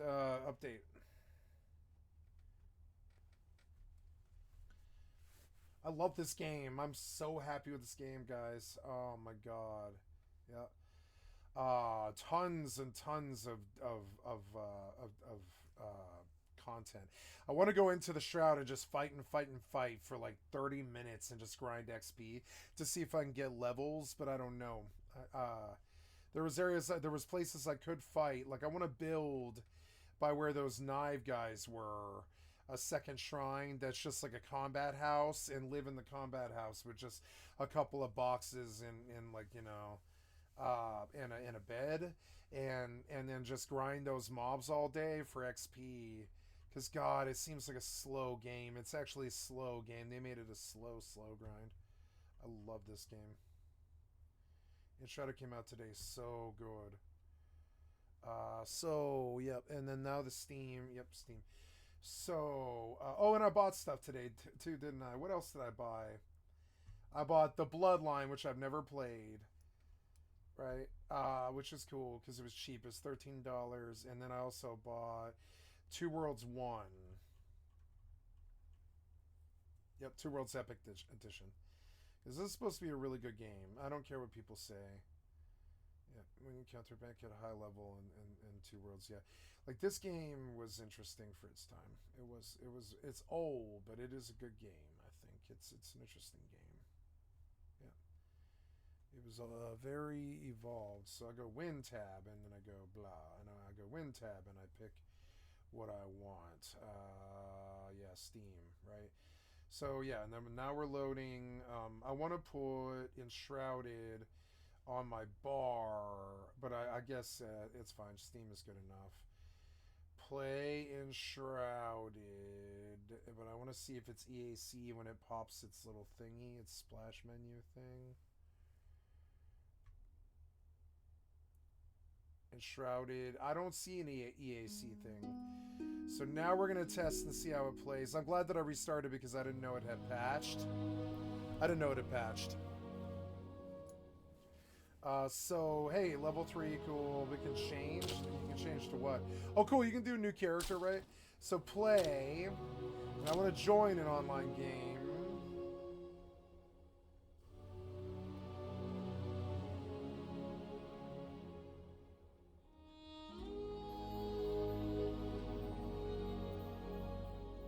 I want to join, like, the most active server.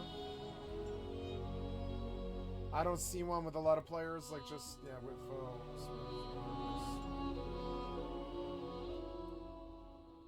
5 out of 6, 5 out of 16. I could just go on this server with my character. That's fucking awesome. You know, which raises the question... I didn't see in the controls if there's a voice chat. With no voice chat, I don't want to play the game. I don't want to play the game in multiplayer.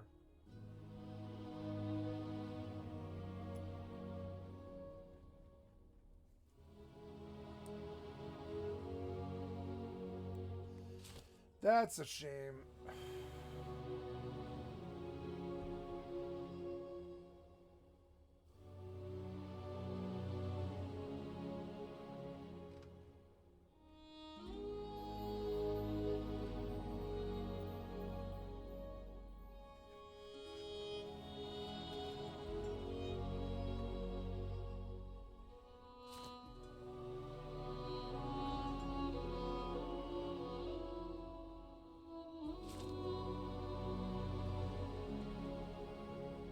Okay, good. Play my private game, I guess. So start a public game, save locally.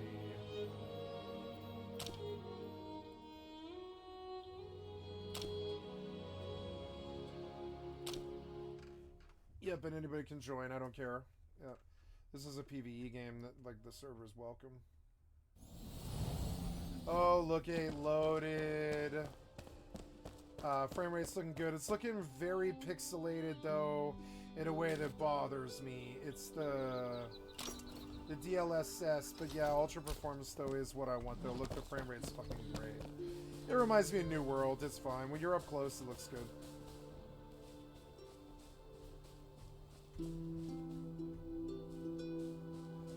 No, it's the resolution scale. It's too low. There.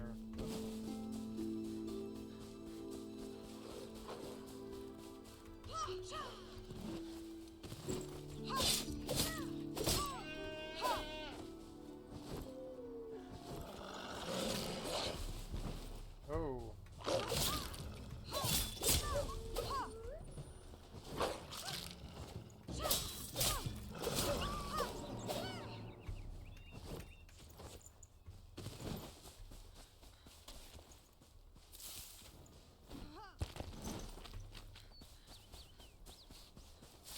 It appears that when I reloaded the server, it repopulated everything, which is actually really cool. I like that. I want to see how well it plays with New Worlds, so we'll see. Oops, yep, we gotta go, yep. Win tab. What else did they have to say on that thing?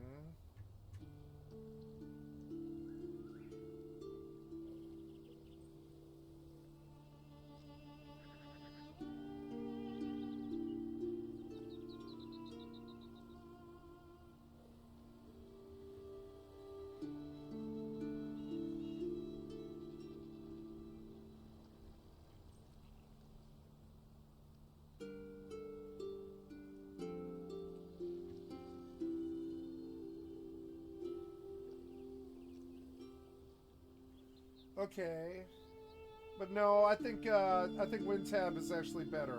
I'm gonna get used to it.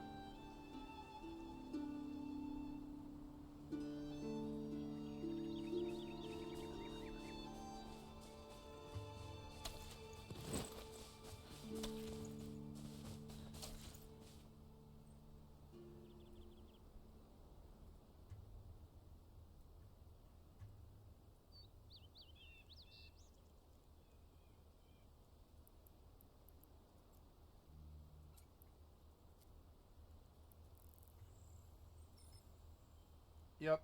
And if I could just store in the porpoise, who cares? And then I just travel from ice belt to ice belt all day. Yep. And who cares? And then I just, you know, pack the porpoise full of ore and then bring it back to Amar and sling for 200 or 300 million a day. Yeah. And after a week, that's like 2.1 billion or something like that. That'll pay for a plex. After another week, it pays for the other plex.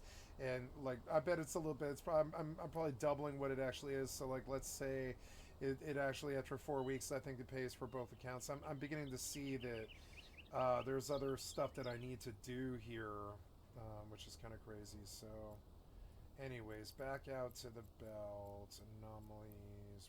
Yeah. Warp drive active.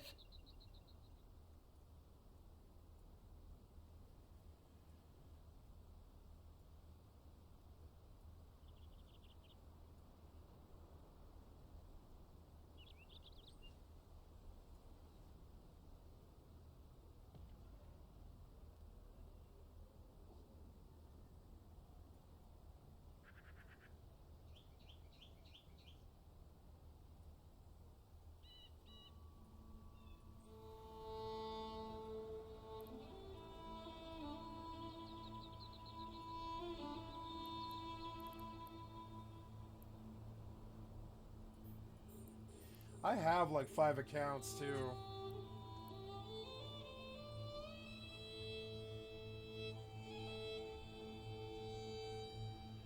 I guess I'll save money for AUGs.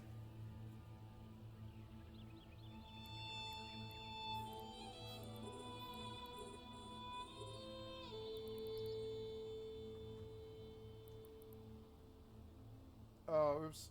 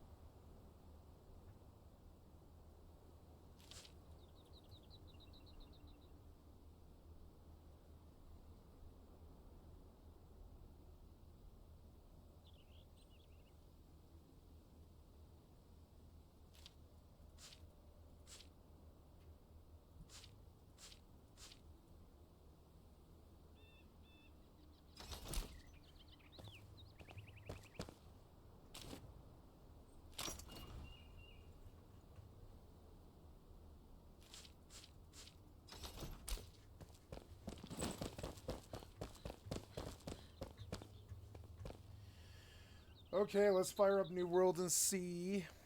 So yeah, I'm gonna follow the thought through. So then, I guess I I sign up. I sign up my second account to my main EVE account, and I plex it, and then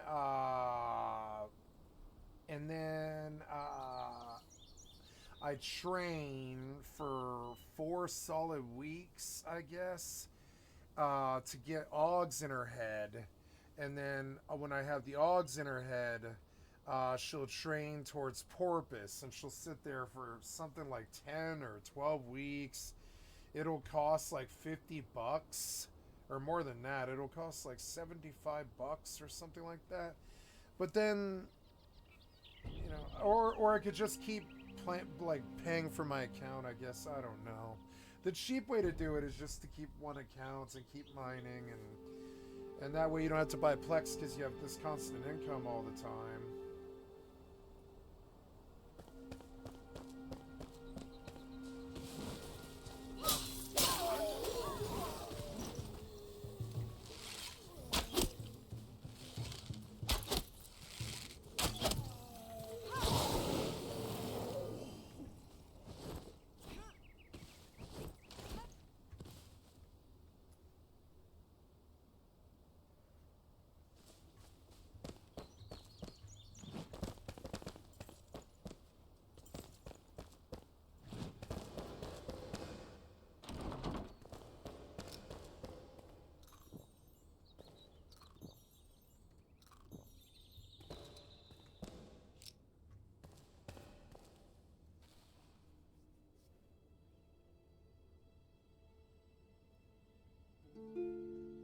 Got an eyelash in my eye, I think. Gonna get some ice. I'll be right back.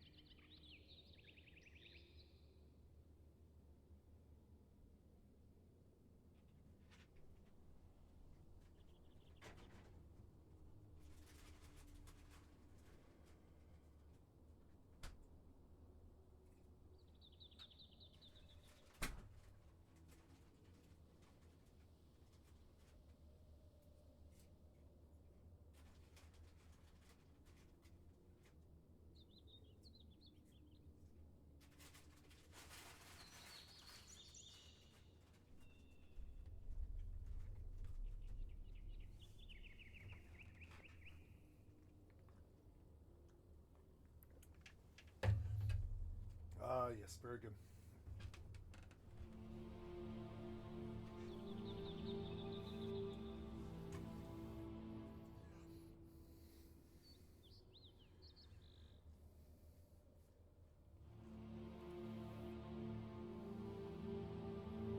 The world was running?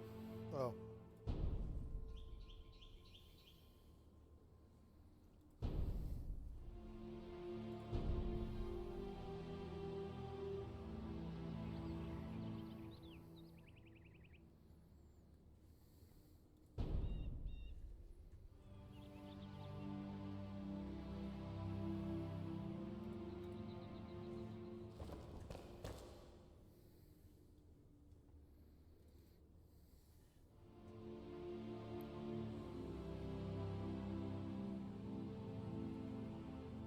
Oops. Sorry.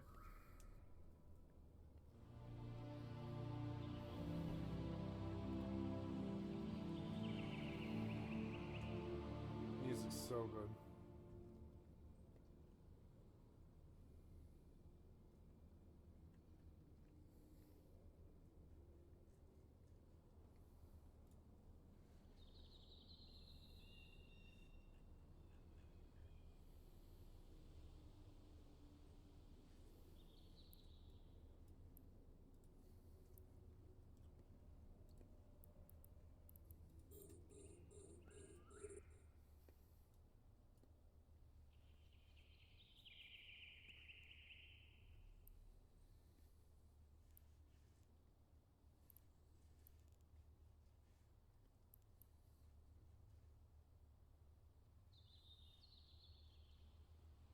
Where's New World?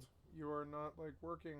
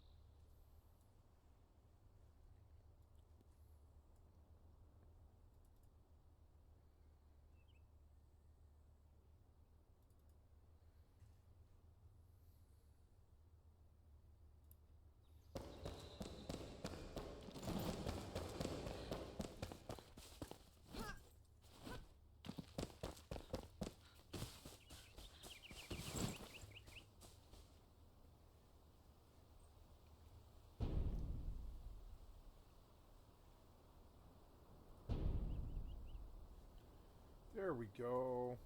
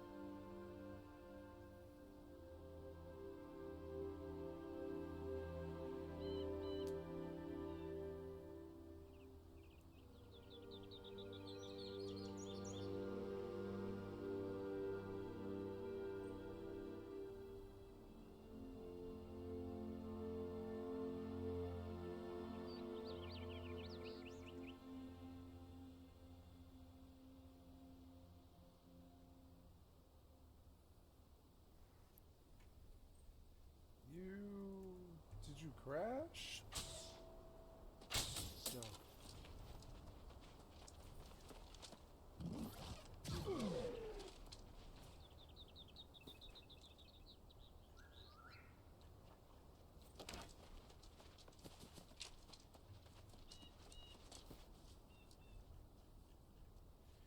So let's see how Enshrouded plays with New World. Enshrouded's playing.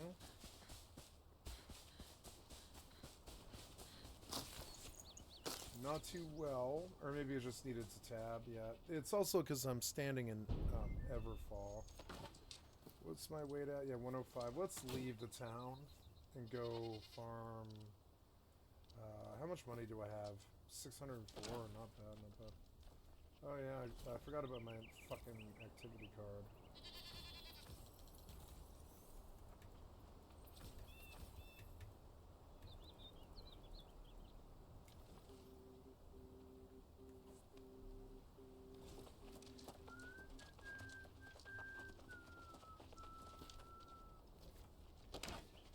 Okay, I want to go to...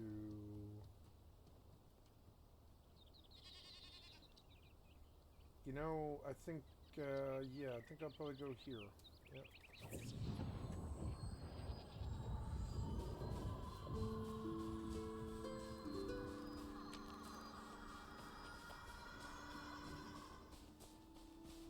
The asteroid is depleted.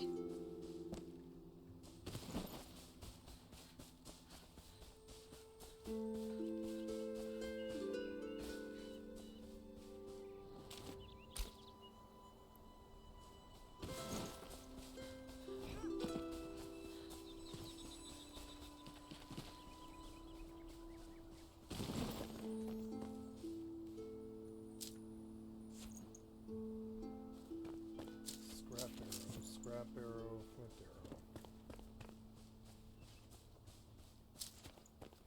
Flint arrow.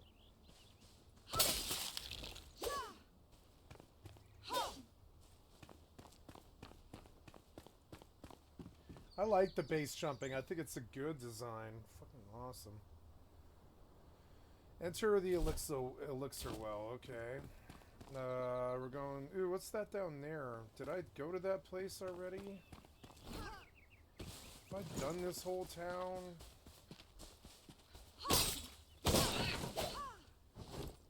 Alright, so let's see... Oh, yeah, did you load? Yes, you did. Now we're not in Everfall anymore, and the frames are feeling better.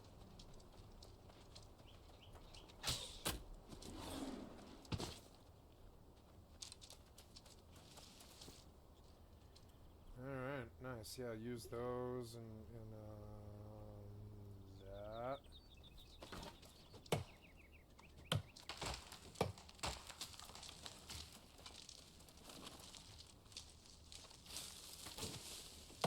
I suppose since we're kind of running like 2 intensive clients here, I'll back down on EVE a little bit. Yeah, cause yeah, it's definitely taxing. You can see it. EVE might have straight crashed. Oh. Yeah, it's doing it, but it doesn't like it. So optimize for memory.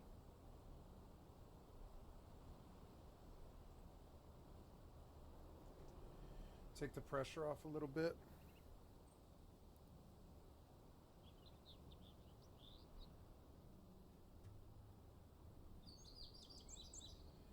And suddenly I don't see it.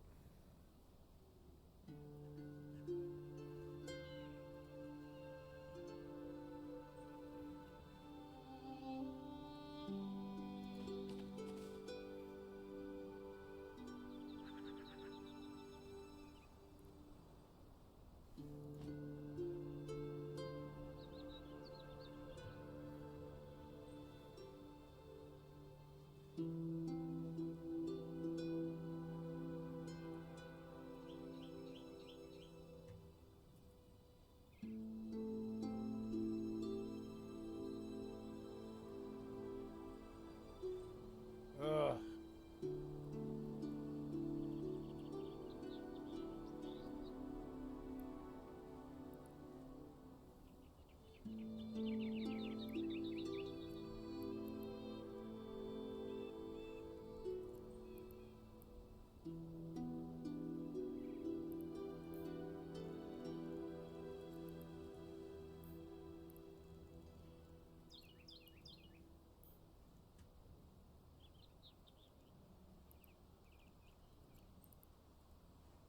There we go.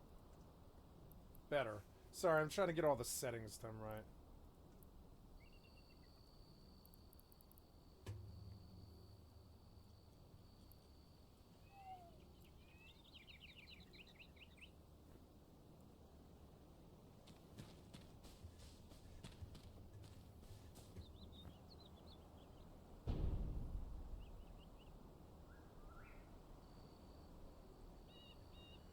Ooh, if you like froze or something. Come on, man. Yeah, these games don't like playing at the same time. New World might have crashed. I don't know. It's been hung a long time now.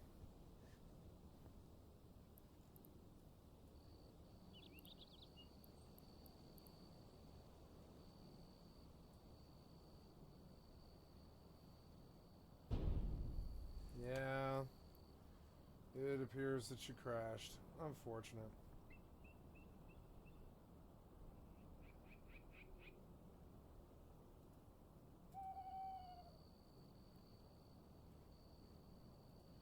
That's alright, though.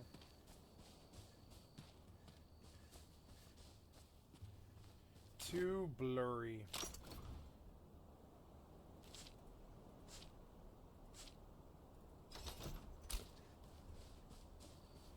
Yep, much better.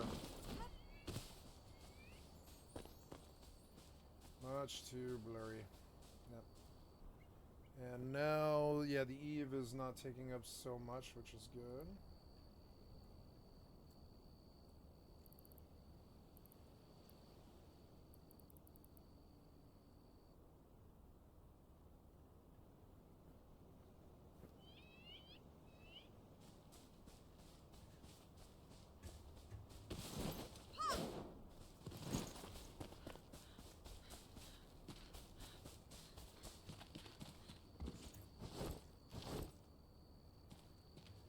Honestly, I wish it would let you turn it up a bit.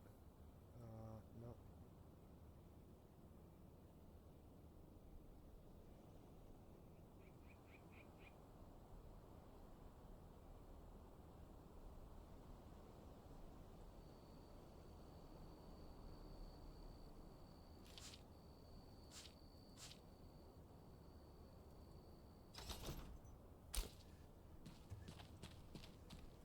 Yeah, but the shadows themselves are like turned off, so...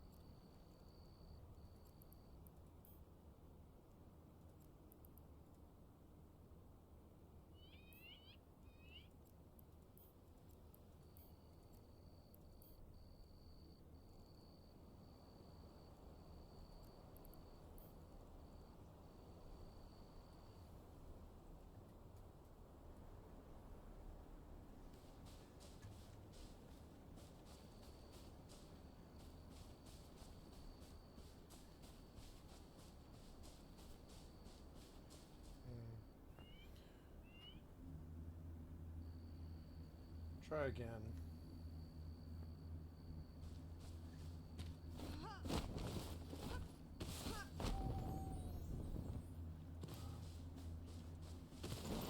Oops.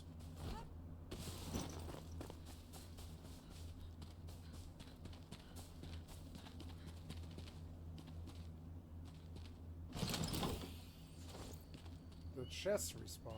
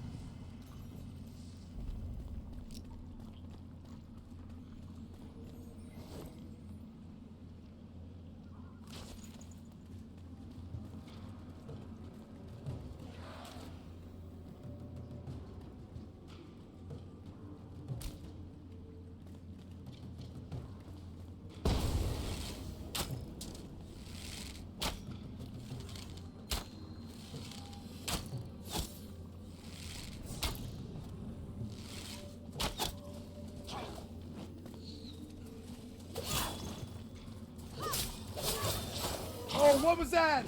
Whoa, way too much damage instantly. Come on, man, you're one-shotting me. You did that in this bullshit-ass game, too? Fuck your one-shots. Come on, man. Fuck your fucking one-shots. Oh, my God. Your one-shots were unacceptable. Every game that I fucking play, one-shots is what consists of modern gameplay now. Fucking idiots. God damn it, man. Yeah, it should do better than that, you pieces of shit. Stop designing your games so fucking badly. I have to stop and cook food. It's so annoying.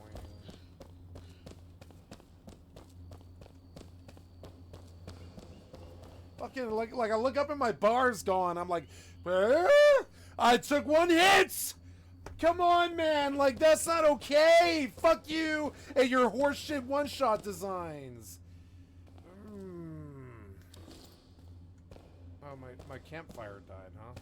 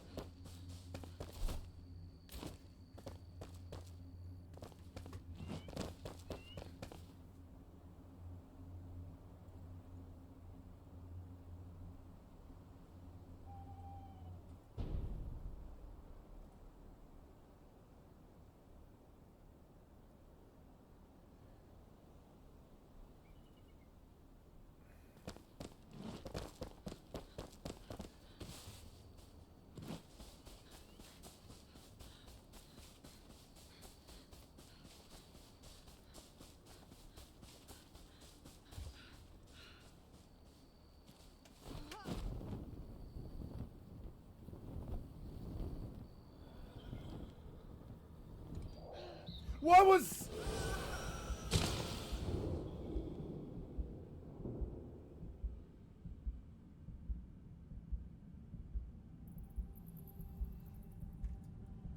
Apparently the glider uses stam. Okay. Why? Why? Why would you design it like that? Okay. It's not my fault that they're idiots. I'm sorry. Oh my god.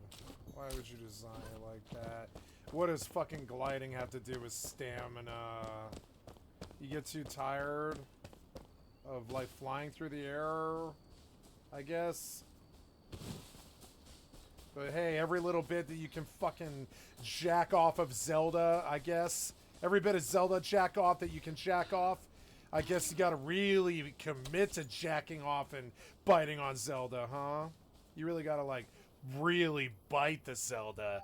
Make sure that they're, even their gliding thing from, you know, that, Genshin Impact stole from them is really, really, like, you guys jack off, steal from them really bad.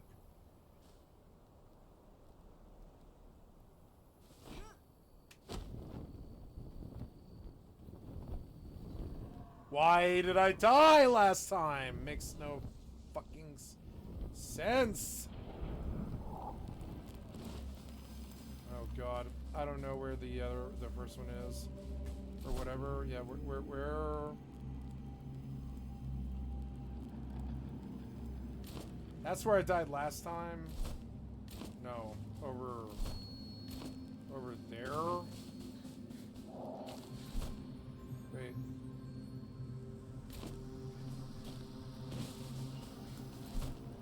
Okay, so...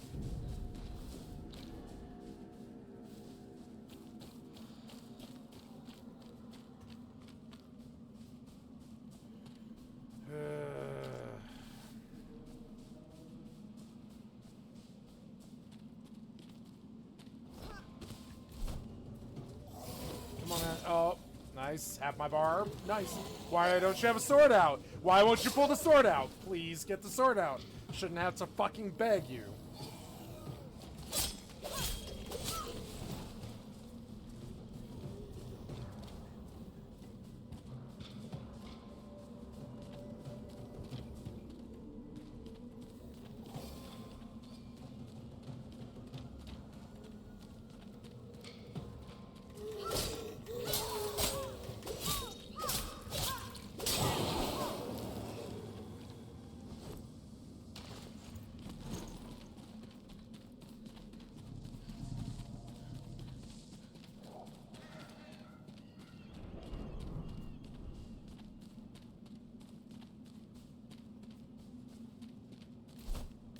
Oh my god.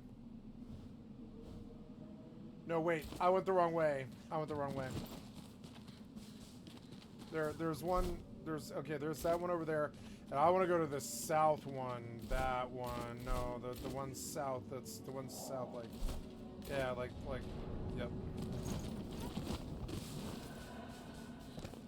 I want to refresh and I want to get that body.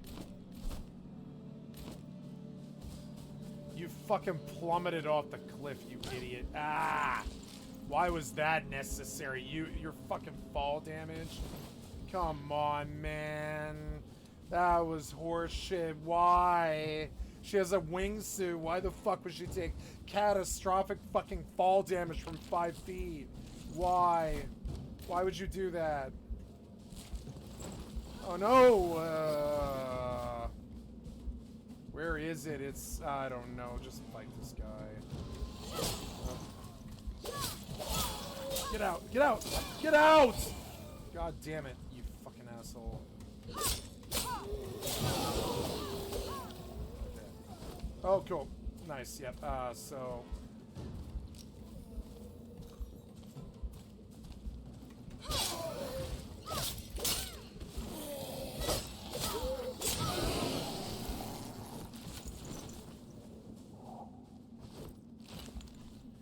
Where's the body? Oh god, you say it's up there somewhere. Alright.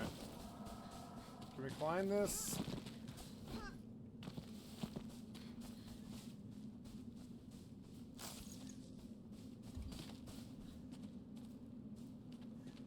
I don't think we can. No, no, I don't know. I don't know. I don't know.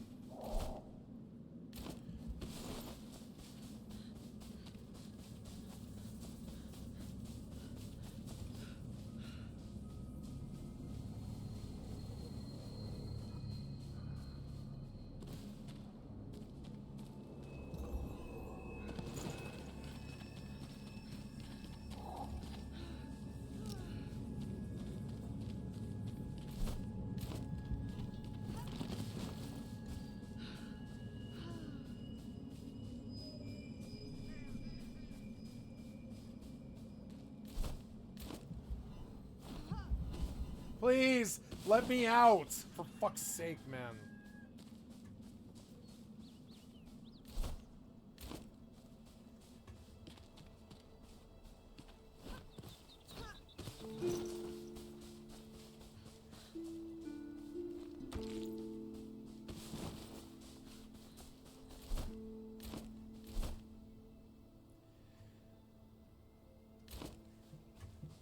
So I guess it puts your body back where you jump off the cliff, is what I'm learning here, which I didn't understand. So now we go and look for this, wherever I jump from, I guess.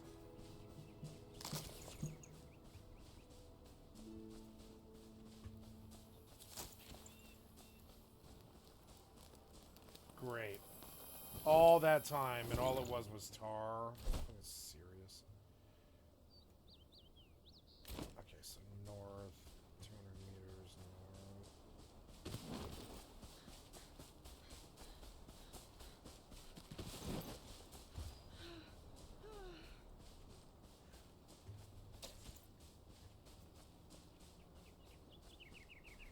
I do not have my sleep buff. I don't know. I do, but I don't know. Whatever.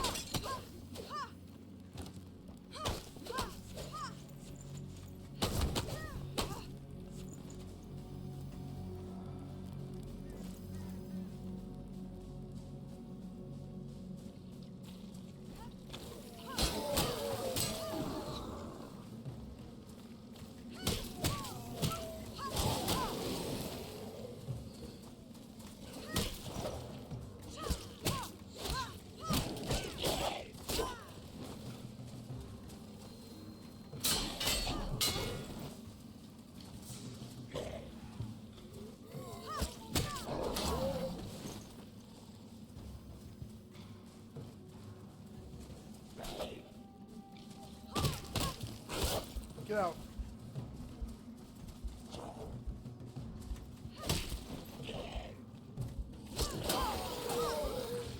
How's he full? God damn it, how did you get full, son of a bitch?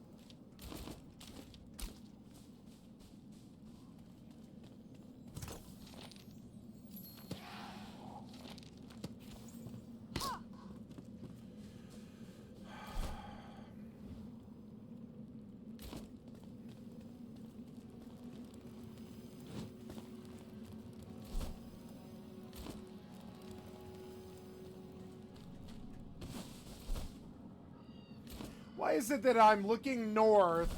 Oh my god.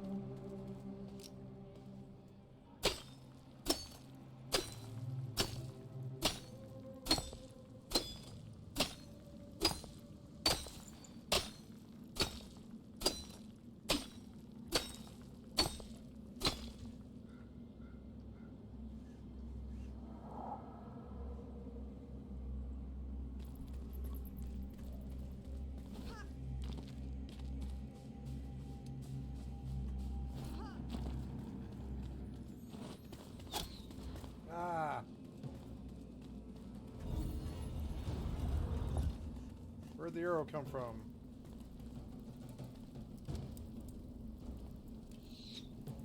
Oh, cool. That, oh, yeah? Okay.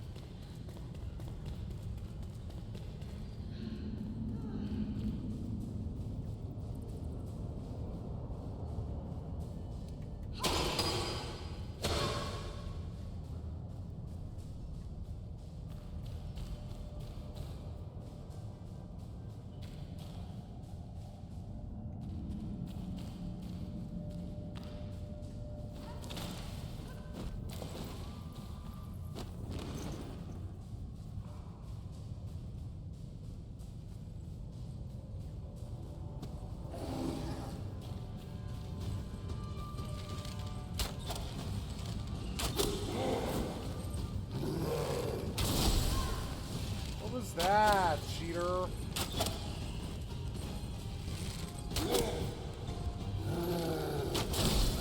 Ah!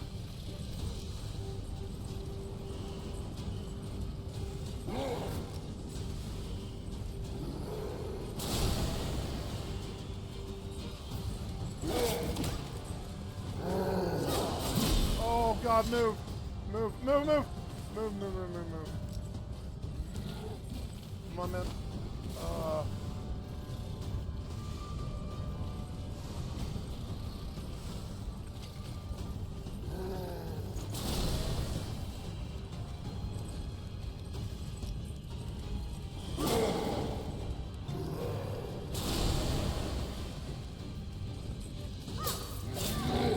Come on, man, move! Move! Why won't you move? You got stuck in some fucking thing. What's the point of the fucking move if it doesn't work? God damn it. You're just stuck there. You should have been rolling. Yeah, I'd like to respawn now. I'd like to respawn now. You seem like you're glitching or something. Oh, no. Okay, I don't know.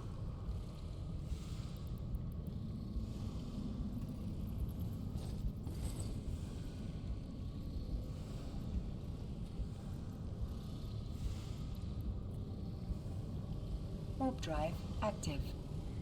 My keyboard ran out of battery is what it is. Yeah, my keyboard's out of battery.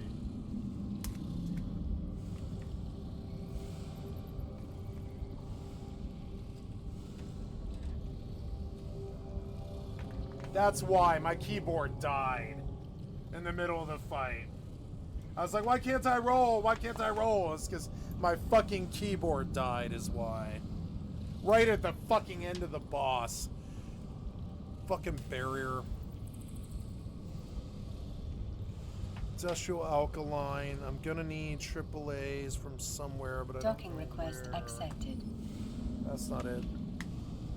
Maybe, yeah, maybe we borrow these for now. When I go to bed, I'll charge them. Yeah.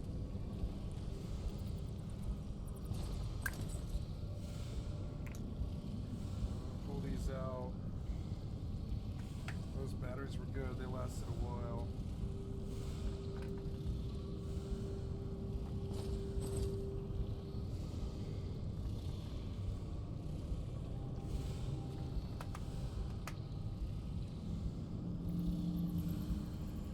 Alright, so...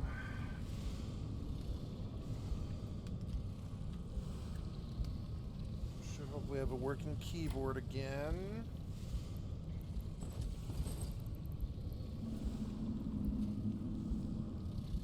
Nice. Okay, but...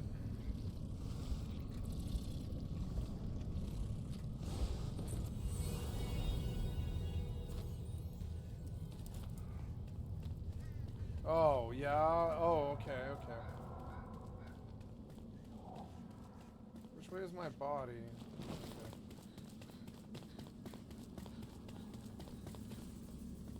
Wait, what?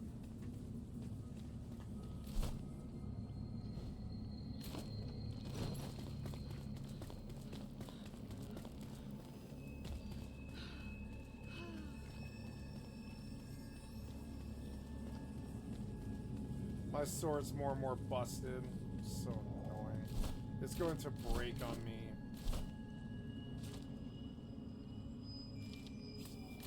It's fine.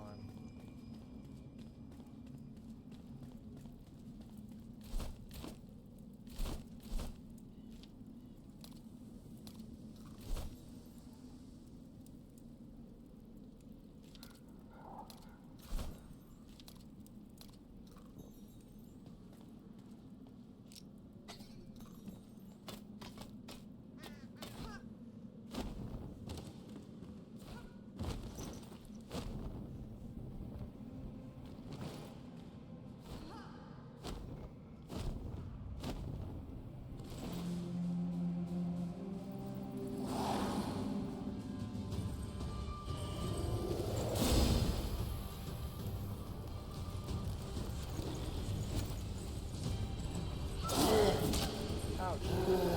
Ah!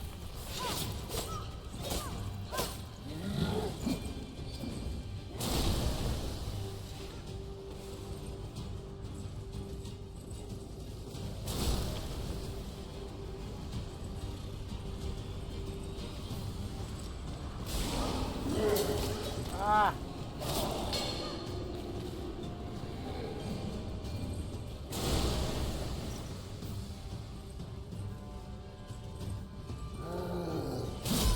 What was that? You rolled into it! Why would I ever roll into it? No. Why would you roll into it, you fucking idiot?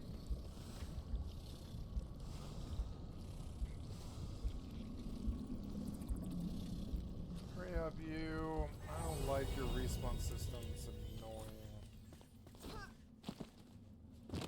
And each time I lose my buff, right? Yeah. Oh, well, that's okay. Use. And use. Ah. Why do you always do these piece of shit bosses that don't actually reflect anything at all? So annoying. What was that, you fucking idiot? Boo! Please get out. That's... okay, nice.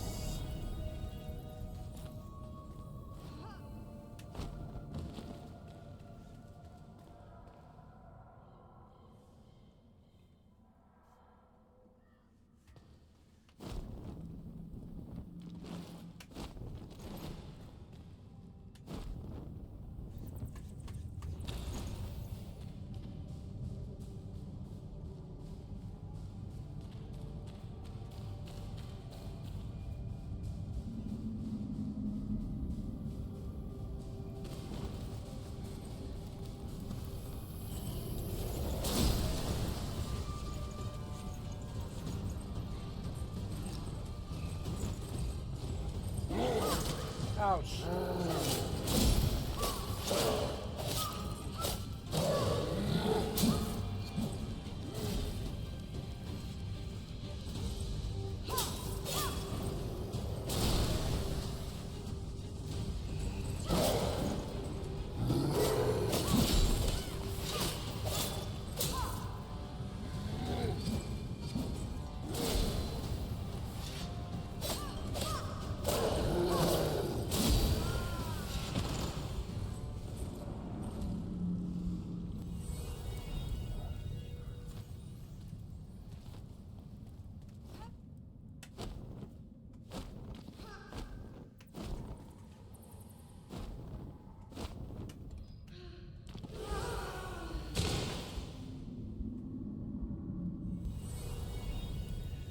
What does gliding have to do with stamina, you fucking morons? You ever thought about how gliding is basically not using any fucking energy? You know, you're floating down, you're not expending any energy, really. But I can't help stupid. Can't fix stupid. Sorry.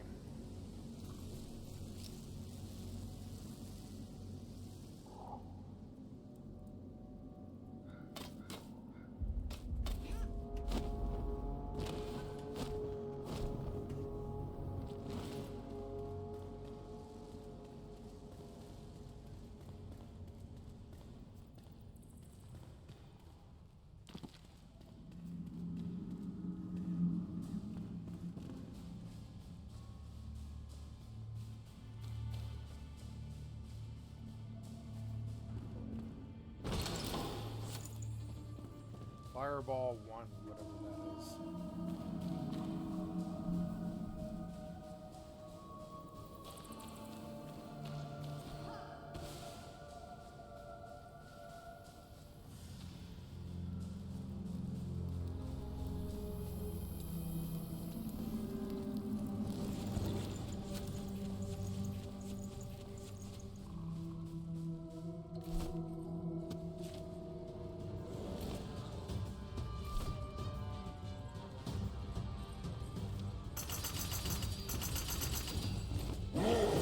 Ouch! Oh my god. Oh my god, that was all of my health bar. Great.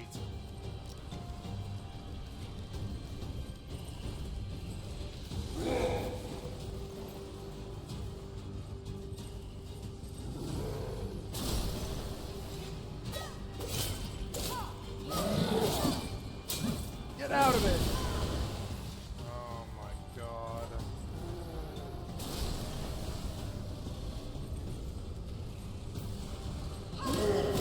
Ah!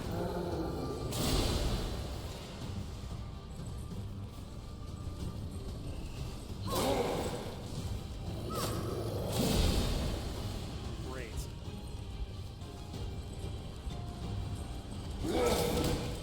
Great.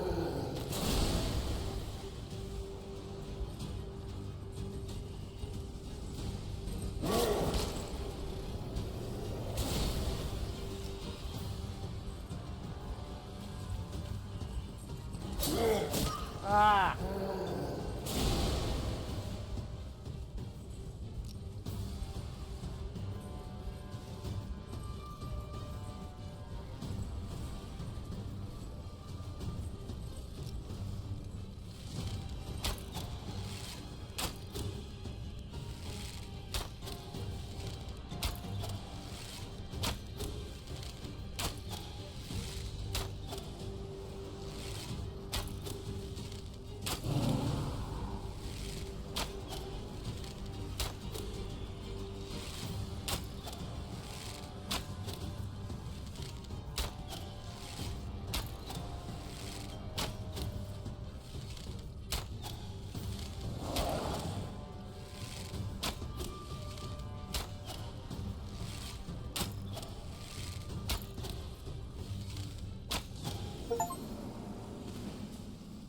Nice.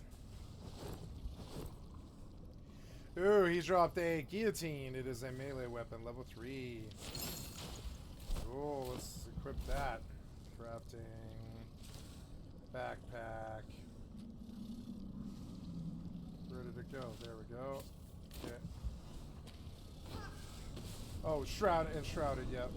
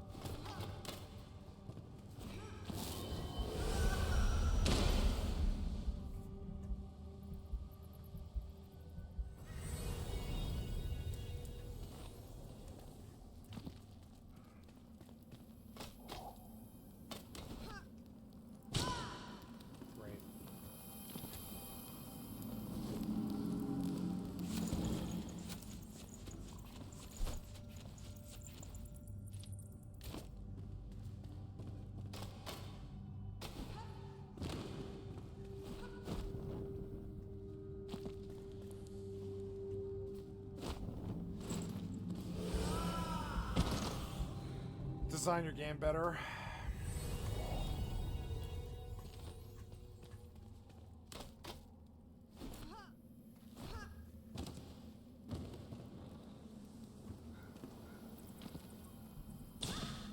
Design your game better.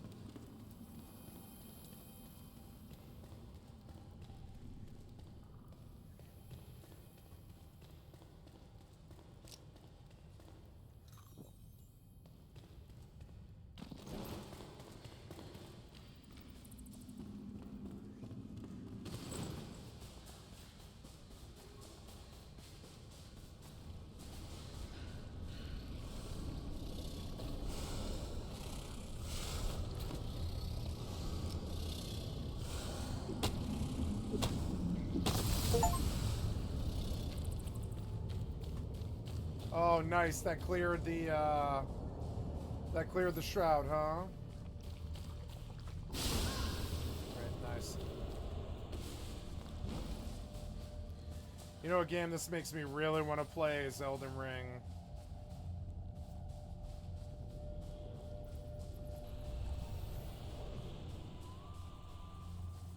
It is a good game. I like this game.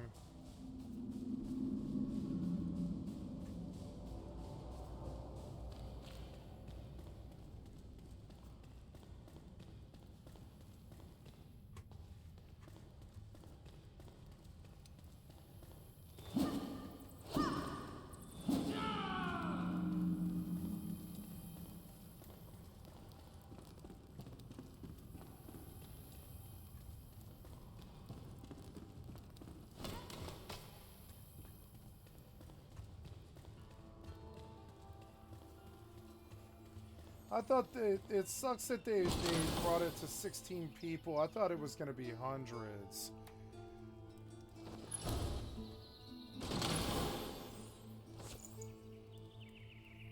Crackling wand.